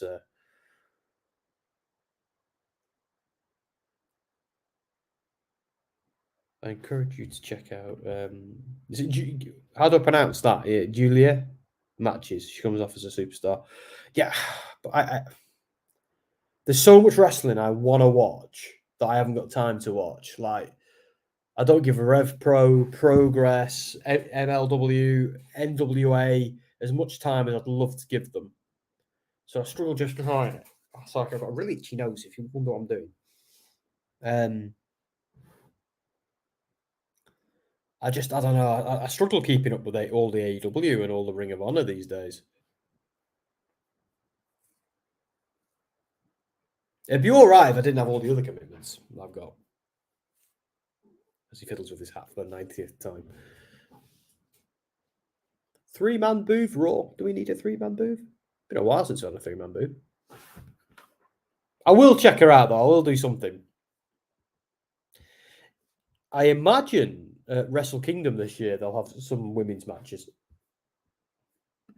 Oh, right. Oh, good. So it's just pronounced Julia. Okay, cool. That's nice and easy.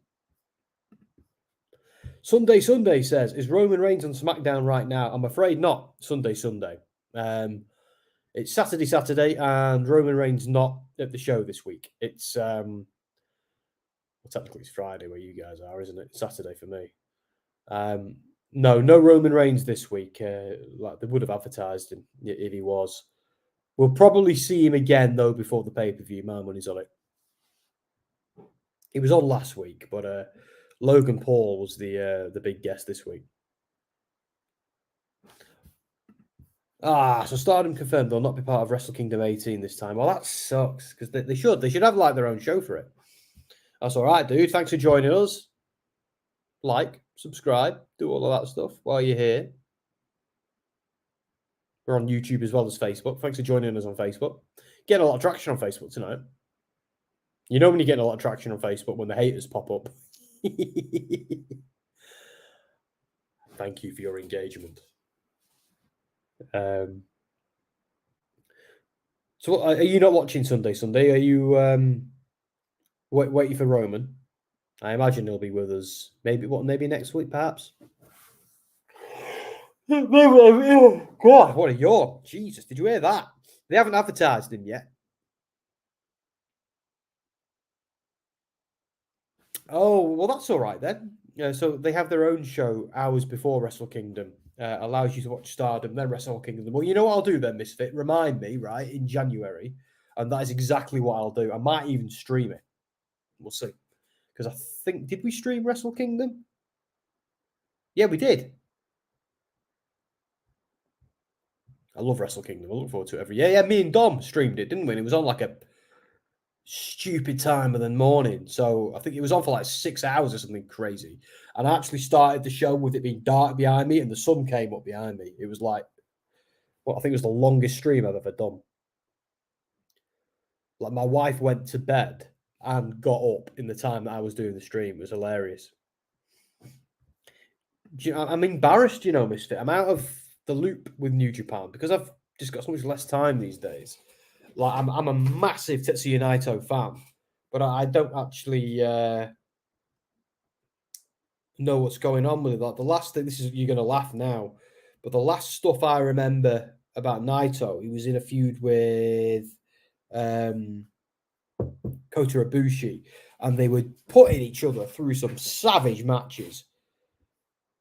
But yeah, so what is the story currently with Naito? I know obviously Evil left his stable and joined Bullet Club and made his own Bullet Club faction. Then Sanada left. I don't know if anybody's still bloody left in that faction. Naito finished his story before Cody. I'm fairly sure Cody's story doesn't end at WrestleMania, but that particular chapter will certainly end. All right, so Naito won the G1 and he's facing Sanada in the main event of Wrestle Kingdom for the title. So yeah, that's almost destiny, isn't it? Destino. It writes itself that. Oh, I'm definitely going to watch Wrestle Kingdom. I was really annoyed. I didn't watch the G1 this year. Like I've watched the G1 every year for a long, long, long time. But I've this year I realized that two things were going to happen. I was either going to try and watch it and get frustrated and disappointed by how much I missed and couldn't watch, or I could just accept that I didn't have the time, be disappointed, but accept it as a healthier thing to do. That's what I did, rather than trying. And do you know what? I know they've announced recently that they're going to fix it, but I'm so sick of everybody pretending that New Japan World isn't broken and just doesn't, the quality just isn't crap. I know they've said they're going to do a new one and sort it out. And when that day comes, New Japan, I'll pay you to use it. But we had a Gimme A Hull Yeah subscription to it, but we cancelled it because it just wasn't even worth the small amount of money that we paid for it because we just couldn't. The streams just were crap, Sunday saying I'm from Nigeria and I love Roman Reigns. 2 fun facts. Well, welcome aboard, mate. It's nice when we have people joining us from other places. Like most of our audience are Brits and Americans. A few people elsewhere. So it's nice to have someone from Nigeria. We've had a few others from Nigeria over the years. But yeah, you want to hang out with us for SmackDown every week? That'd be awesome, mate. I've now got Sunday, bloody Sunday in my head. New Japan almost gave us all heart attacks thinking Evil was going to win the title last weekend. No. He's had it before, hasn't he?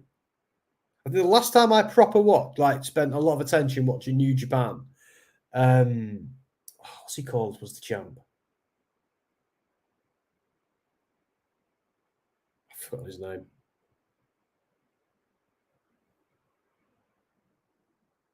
Yeah, and everyone hated it. Am I right in thinking, though, that even his Bullet Club faction doesn't feel properly Bullet Club, does it? They're like almost an offshoot. Bullet Club has got really weird at the moment because it's like, I know AEW and Impact work with New Japan, which is ace, but it's like, what is going on with Bullet Club Gold? Like, I know David Finlay hit Jay White over the head, seemingly kicking him out of Bullet Club and took over leadership of it. But then he went to AEW, Jay White, and started his own version of Bullet Club. So are all those Bullet Club members who are following Jay White not technically part of Bullet Club? And are just pretenders? Is that what's going on? Or has David Finlay relented and let them all back in as long as they remain the AEW contingent and don't threaten his rule? Does anybody even know? Do they even know? And then what about the Impact guys, Bay and Ace Austin? Whose side are they on? You know, we could get really lost in the weeds because Gallows and Anderson never technically left. You know, they rejoined the Bullet Club officially when they were part of Impact under Jay White after feuding with him, and then went back to WWE, did their OC gimmick again. And OC is like what, an unofficial WWE light version of Bullet Club. But so as far as I'm still concerned, Gallows and Anderson are part of it still, as far as I'm concerned. And Jay White actually said when he was still leader, he'd love to have Mia Yim in Bullet Club, which is pretty cool. I remember Tama Tonga saying don't listen to anybody. Finn Balor, AJ Styles, and the Good Brothers are forever part of Bullet Club. I was like, hang on a minute, Tama. I'm fairly sure you were involved in kicking at least two of them out. Sunday saying, I gave you a follow. You're amazing. Oh, thank you, mate. That's nice to hear. It's great when we pick up new people. Every single person who's here, we've kind of like picked up over the years just by doing this stuff. And we had some people we've picked up and they've, obviously they can't join us every week because we all have lives. But yeah, like people always come back because what's good is like we always make sure people are heard. And if you're on the stream and you're commenting on it, we are gonna highlight your comments. Haven't seen Huang tonight. I think she's annoyed with me for threatening her with a 5-minute ban last week for annoying Mark. If you're listening though, Huang, do come back. We do miss you. But I think if someone says they don't want to talk, they don't want to talk. Contract signing. There you go. Sunday. Next week, Roman Reigns, LA Knight, contract signing. Roman Reigns will be on SmackDown next week. There you go. We just heard it from the horse's mouth, a.k.a. Kevin Patrick. Oh, no. What? My stream's just done a misfit. I mean, it stopped working. Something went wrong. What are you on about? So my internet's fine, because obviously I'm still streaming, unless I've disappeared, and I'm the last one to know it. I'm excited because Bushiroad announced the second historic X over with New Japan and Stardom. Cool. So apparently Brand vs. Brandon will be integrated into War Games this year. Okay. I don't know. Can't we just have Survivor Series, right? And then, I don't know, War Games as either part of it or another time, maybe its own pay-per-view when it's neat. I don't know. I don't want War Games to become an annual thing that we have to book a War Games match because it's that time of year again. I want War Games to be something that happens organically. Right, I've got no stream, guys. My SmackDown has completely died. What is going on? Let's try again. Has anybody else's SmackDown stream died? Let me know. Oh, it's back. Charlotte Flair's coming out. Right, there you go. We're back in the room.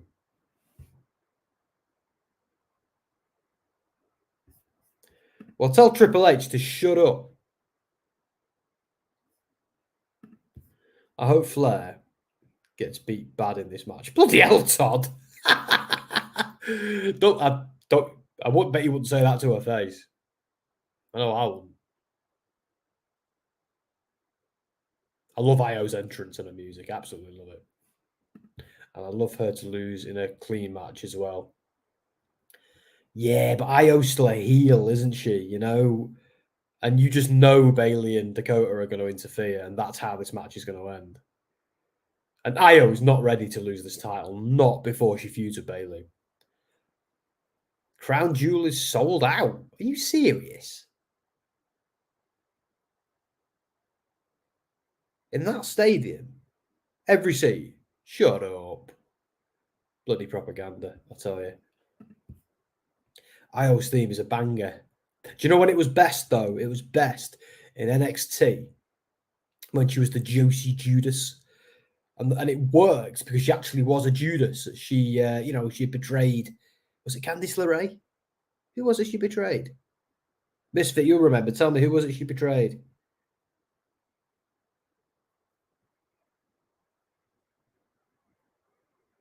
And that's why she was the Josie Judas, because she had betrayed somebody. And then they carried on calling her that for a while after, but everybody forgot why they were calling her that.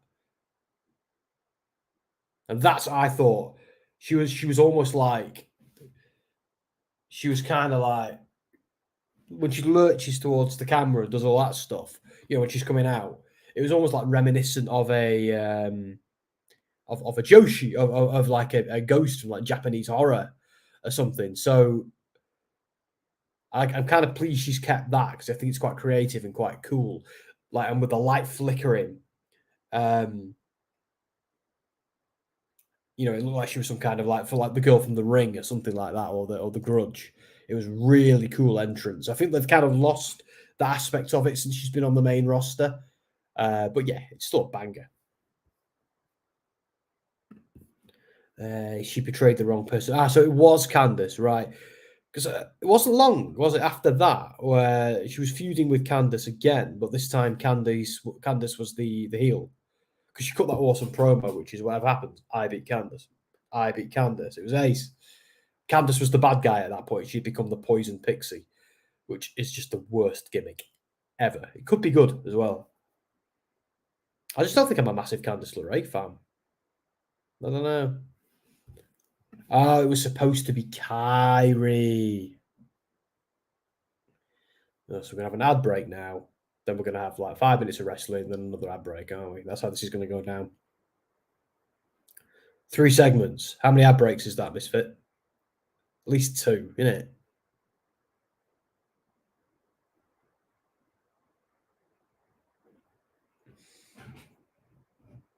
I'll tell you now. I'm looking forward to going to bed in 20 minutes, guys. It'll probably be one of them where I shoot off. It won't be like last week where I hung out and ranted about CM Punk for 20 minutes. But well, I didn't rant. I'm so sick of talking about him. I'm not going to do it again. When you watch the program back, Candice feels out of place. Yeah. But I honestly feel like she felt more out of place when she did the poison picks, when she comes out doing all this. Like, what are you doing, love? The worst gimmick is anything with Lacey Evans. Oh, like Lacey Evans. Where do I start with her? Like, just a disaster from start to finish. Like, when I first saw Lacey Evans, right, I thought, right, okay, she's in the Mae Young Classic. I missed the Mae Young Classic, by the way, WWE. Bring back the Mae Young Classic, please, in NXT. I know you're kind of doing something, same kind of thing right now, but it's not the same. Bring it back. Like, she was this military mom, military wife, who is now a wrestler. She had the whole patriotic Southern Belle thing going within that, which is cool. But her gimmick was, she's a former army mum, now a wrestler, doing this for a family. Don't mess with her because she used to be in the forces. All right, cool, good gimmick. I liked it. Then they brought her up to the but she was never the best wrestler. And I remember thinking, well, look, she's got potential and she's in the right place for that potential to be nurtured. She's in NXT, which is the best possible place ever you can be to learn that trade. It just is. Like, even if you're not a WWE fan, and you've got to admit, WWE, NXT is a force for good, and it always has been. It's great. Like, even at its lowest, it's still often better than the main roster and other things. But then when they brought her up and they did that silly "oh, I'm a lady" gimmick, which if you're in the UK, that will remind you of something else, which makes it double more hilarious. Because we used to have a comedy show where that was somebody's catchphrase who was not, and that's why it was funny. Do you remember when she used to, like, a music had hit, she'd walk out, walk to the ring, wave at everyone, and just walk back, and they did that for like 3 weeks. What the hell? Then they gave her, like, she was Sergeant Slaughter Light, And she was like, they just could never decide what they wanted to do with her, could they? And then there was that time, like, and she made a fool of herself on social media because she was like parroting silly conspiracy theories about developmental disorders and things like that. And I remember just thinking, right, it's time to go now. Like Seth Rollins has made a fool of himself on social media before on a number of occasions, but you wouldn't know it now because he turned heel, leaned into the legitimate heat he had, became one of the best heels ever, and got over again. So. But again, Lacey Evans was no Seth Rollins. Hassan, yes, you can. I'm going to do it right now for you, mate. And thank you for reminding me. What would I do without you, Hassan? Probably never have a poll. 60% went for Dragon Lee and Cameron Grimes. Lol. Sorry, guys. It's not your night. Right. So who wins? IYO SKY. Charlotte. Flair. Woo! Bang. Please be a good match. Please be good. It's been good so far. What we've seen of it. There hasn't been an ad break. I think if IYO turned on Kari instead, I'd care more about the person IYO turned heel on. Because Kari was the best friend and Kari was like the ultimate babyface. Yeah, I suppose she was in NXT, wasn't she? Very much so. They turned Kari heel on the main roster, though, didn't they? Yeah, so 3 segments is 2 commercial breaks at least, I think. Yeah, exactly. Yeah, that's what I thought. You never know, though, do you, sometimes? Especially when you're watching it on a streaming service in the UK.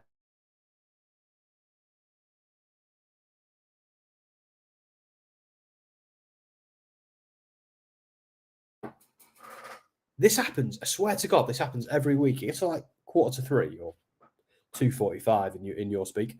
And my stream just goes funny. It's bizarre. There are even Evans and Flair. Oh, Todd, I have therapy to get that out of my brain. And now it's all come flooding back. You've just undone months of therapy. What are you doing this weekend? Well, Hassan, I shall tell you. This weekend, and I've got a bit of a boring weekend this weekend, really. I think I'm just going to watch a lot of wrestling, go to the gym, eat a lot of food, and relax. But next weekend, Hassan, that's the one you want to ask me about. Because next weekend, I'm going to watch Impact Wrestling in Coventry. And I'm bringing my wife to be my assistant for the first time. Because I've got no, normally Dom and I, or if we've got Andy with us or Ant and Dan with us, we can, back each other up. One of us might hold the camera, one of us might do the interviewing and stuff like that. But this time, I'm the only WrestleSphere guy going. So Jess is basically going to be my camera mic person if I need it to be. I might not even need it to be. On now. Charlotte. God damn it, we're going to get ads, aren't we? Yep, there we are. There we are. IYO SKY. I still prefer the name IYO SKY. IYO SKY just doesn't feel right. I mean, we've got Dakota Kai and IYO SKY. It's like Kai and Sky. Come on, let's see how old some of you are.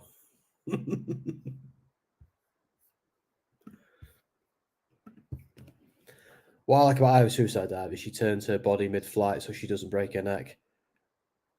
That is ideal. She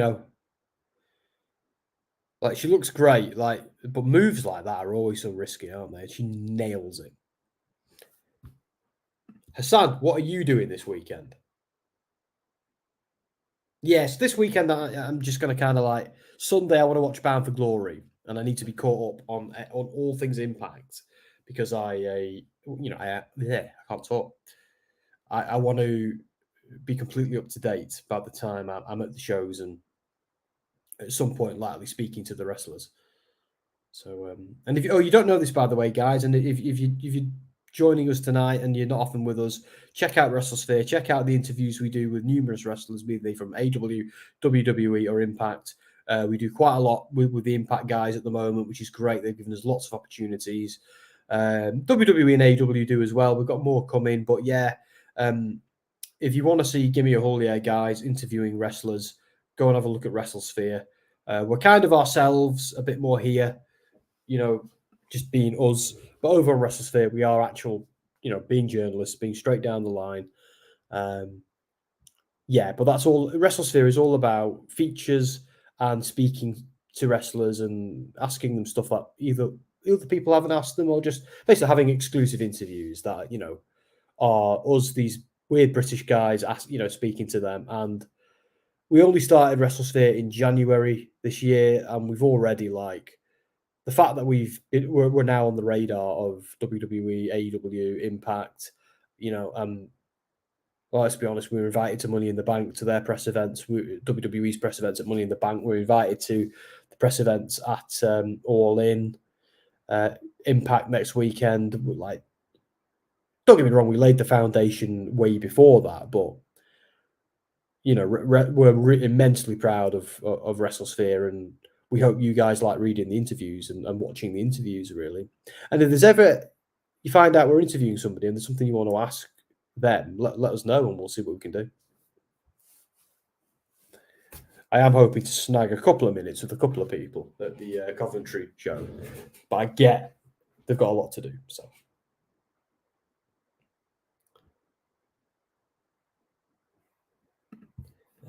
She's had neck problems in the past too. Well, yeah, but it's good then. She takes it very, very carefully when she's doing moves like that.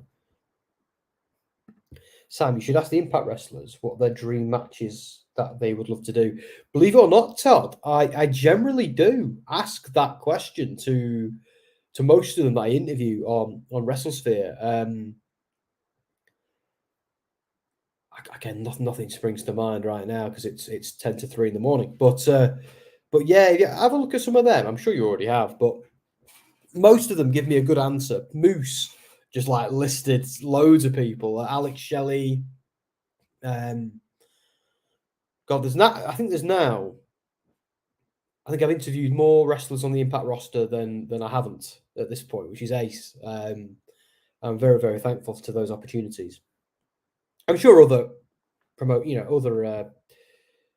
publications, I suppose, platforms get those opportunities too. But it's just nice that we get to do these live streams, and then go away and interview the wrestlers. And we're very fortunate to have the opportunities that we have, because we're just a small podcast. We're just guys sat in our offices doing this. But with WrestleSphere, I think it gives us an air of legitimacy in many ways. Not that we're not, rather than just being dudes on the internet talking about wrestling, we're dudes on the internet talking about wrestling who also talk to the wrestlers. And I think that those two things bleed well into each other, which is why we did it in the first place. Dom and I were like, look, we've got many, many, many years of journalistic experience behind us. We both work in showbiz media already. Why don't we extend SoundSphere, add WrestleSphere, and see how well we do? So far, so good. In fact, let us put the website there for you guys. It's all on YouTube as well, by the way, guys. Just going to post the website. It's a good website. Love it. Love our music as well. It's a bit like the Gimme A Hull Yeah music.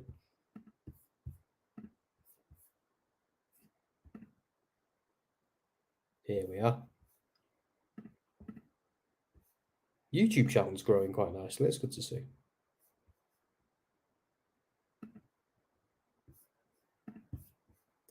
And here's the YouTube, just in case anybody wants to give it a like and a subscribe and watch some videos, see some interviews, go for it.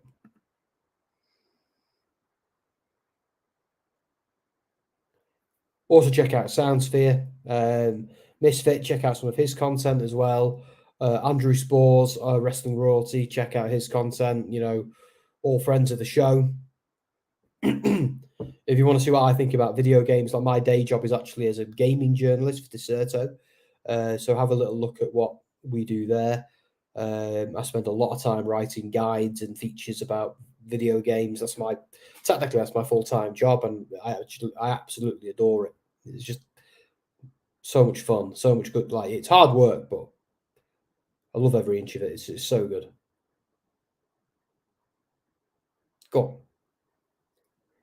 Yeah, they are giving this, despite the commercial breaks, they are giving this match some good time, aren't they? I remember, guys, what Sassy said at the start of the show.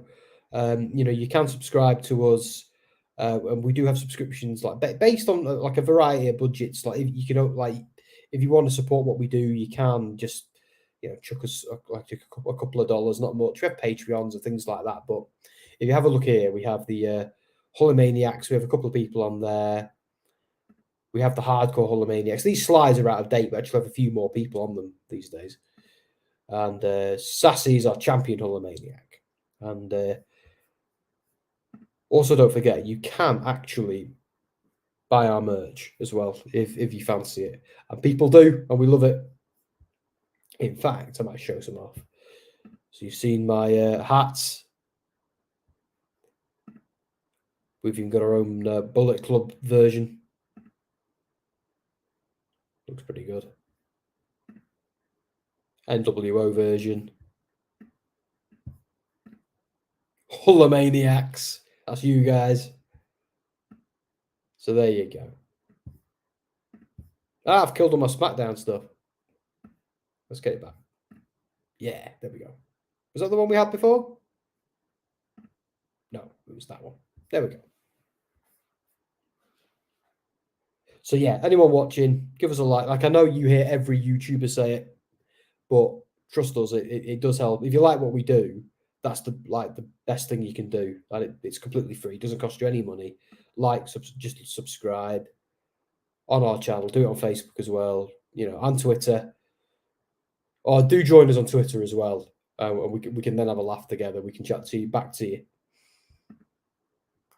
Because I follow our Twitter like a hawk. It's become my job. I don't know how that happened. But yeah, they knew what they were doing when they brought me on board, these guys. Let's get this guy on board. He'll do SmackDown. And then he'll pick up all our social media accounts as well. I'm joking, actually. I don't do much on Instagram. And I neglect Facebook. I'm so much more of a Twitter guy these days. I'm not calling it X. Bloody hell, Charlotte. Oh, she knocked herself out with a belt. Oh, it's over. Crowd's getting into it. Bret Hart reference, indeed. Good spot. What's going on with Bayley?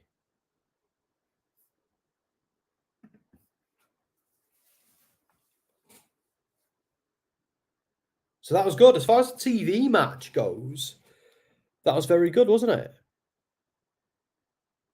Exactly. Yeah, exactly. IYO learned from Bret. The best only learns from the best. Very true. Best there was, the best there is, and the best there ever will be. Just stay away from Goldberg. Oh, come on. Low blow. Jade Cargill, maybe? Oh, here again. I think you might be ahead of me, ZJ.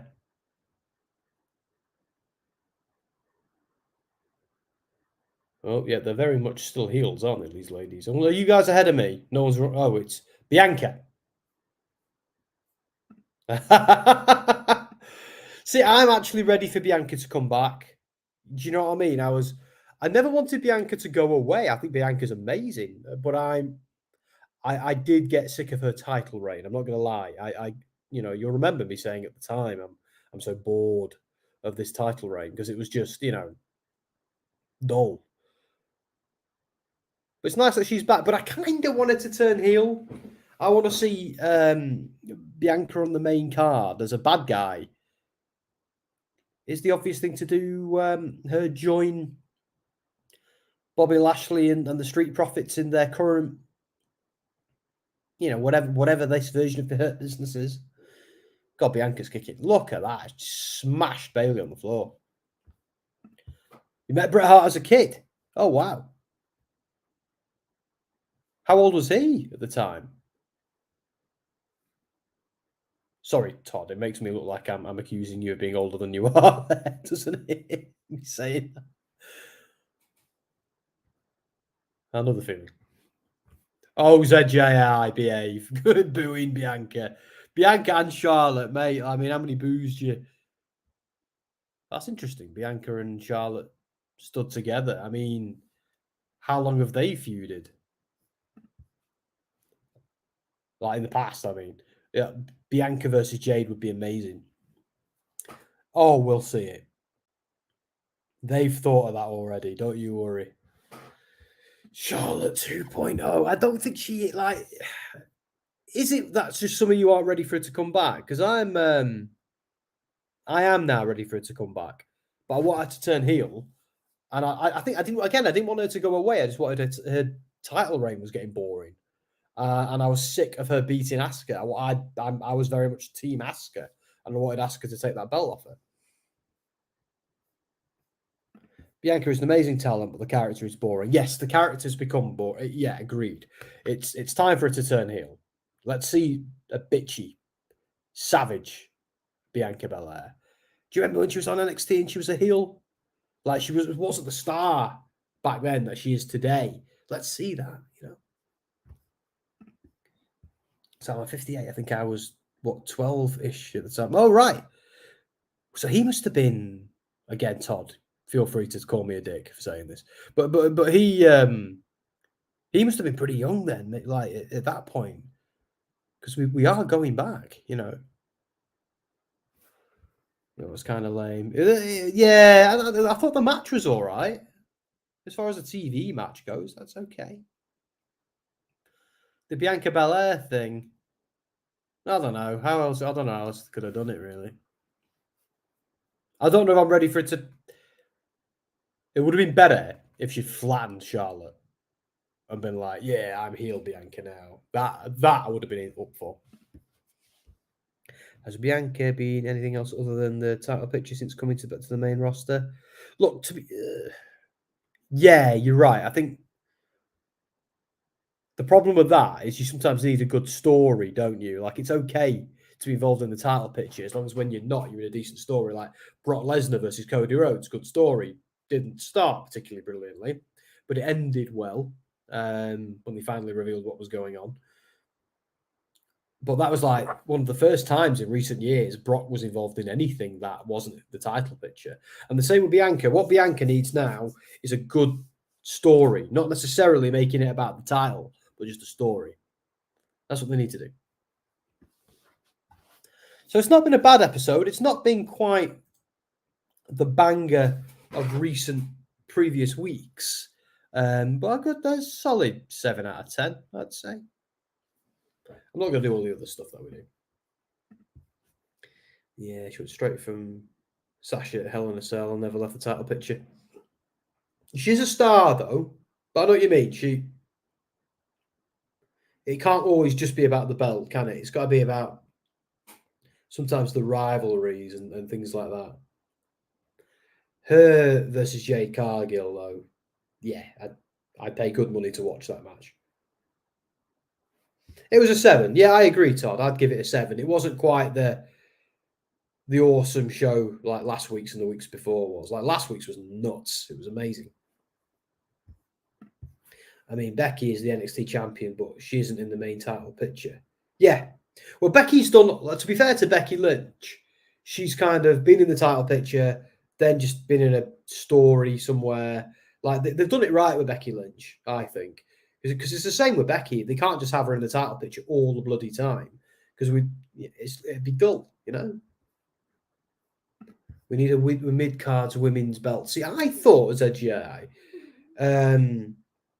they were going to do that now that they've made 2 separate belts. And I'm still confused as to what belt is what, you know. But I do think they should make one a mid-card belt and feature it prominently on TV. Then maybe make the other like a holy grail, you know? That's what I think. I don't think they need to add another one because it's confusing enough as it is. That's just me. If they don't want one to be Raw and one to be SmackDown, they should do it that way. What was the match of the night, Sam? Oh, mate. Well, I feel like that was probably the best match. Yeah, wasn't it? I think. I don't know. Probably that. That's my concern with Jade Cargill, WWE, though, the booker like Charlotte and Bianca, and I don't want that. Yeah, well, who's the performer? IYO SKY, 100%, mate. Who was the port? Yeah, they're gonna do that, you know. But let's just hope in between that they have some good storylines to keep us invested. That's key. Let's hope they do more of a Becky Lynch or a Bailey or an Asuka than a Charlotte or a Bianca. Anyway, guys, I am exhausted and I'm going to go to bed. So thank you so much for joining me. I don't know what's going on with Bound for Glory tomorrow. I don't think it'll be me. Well, it won't be Dom because he's not in the country. I think Dan and Ant are busy, so we probably won't be doing Bound for Glory tomorrow. There won't be a SmackDown stream next week because I'll be Impact, unless someone like Ant or Dan want to pick it up. It's completely up to them, no pressure. But other than that, it won't be me doing because I won't be here. I'll be in my hotel by then. But yeah, thank you for joining me. Let's see who's going to play us out. Let's look at how that poll ended. I'll just kill the banner first. There we go. And that poll ended with 67% went for IYO SKY. I would have gone higher than that, guys. That's just me. Todd says, enjoy Impact. Oh, I can't wait, mate. I'm very excited as I'm really looking forward to because Impact is the one show I've never seen live. Would you believe? And I'm going to rectify that on Saturday night, a week tomorrow night. Looking forward to it. Right then, guys, let's see who's going to play us out. We had Darby Allin playing us in. So thank you all for joining me. I really appreciate it. Let's stick. You know what? Because I miss her green hair. Let's have shots.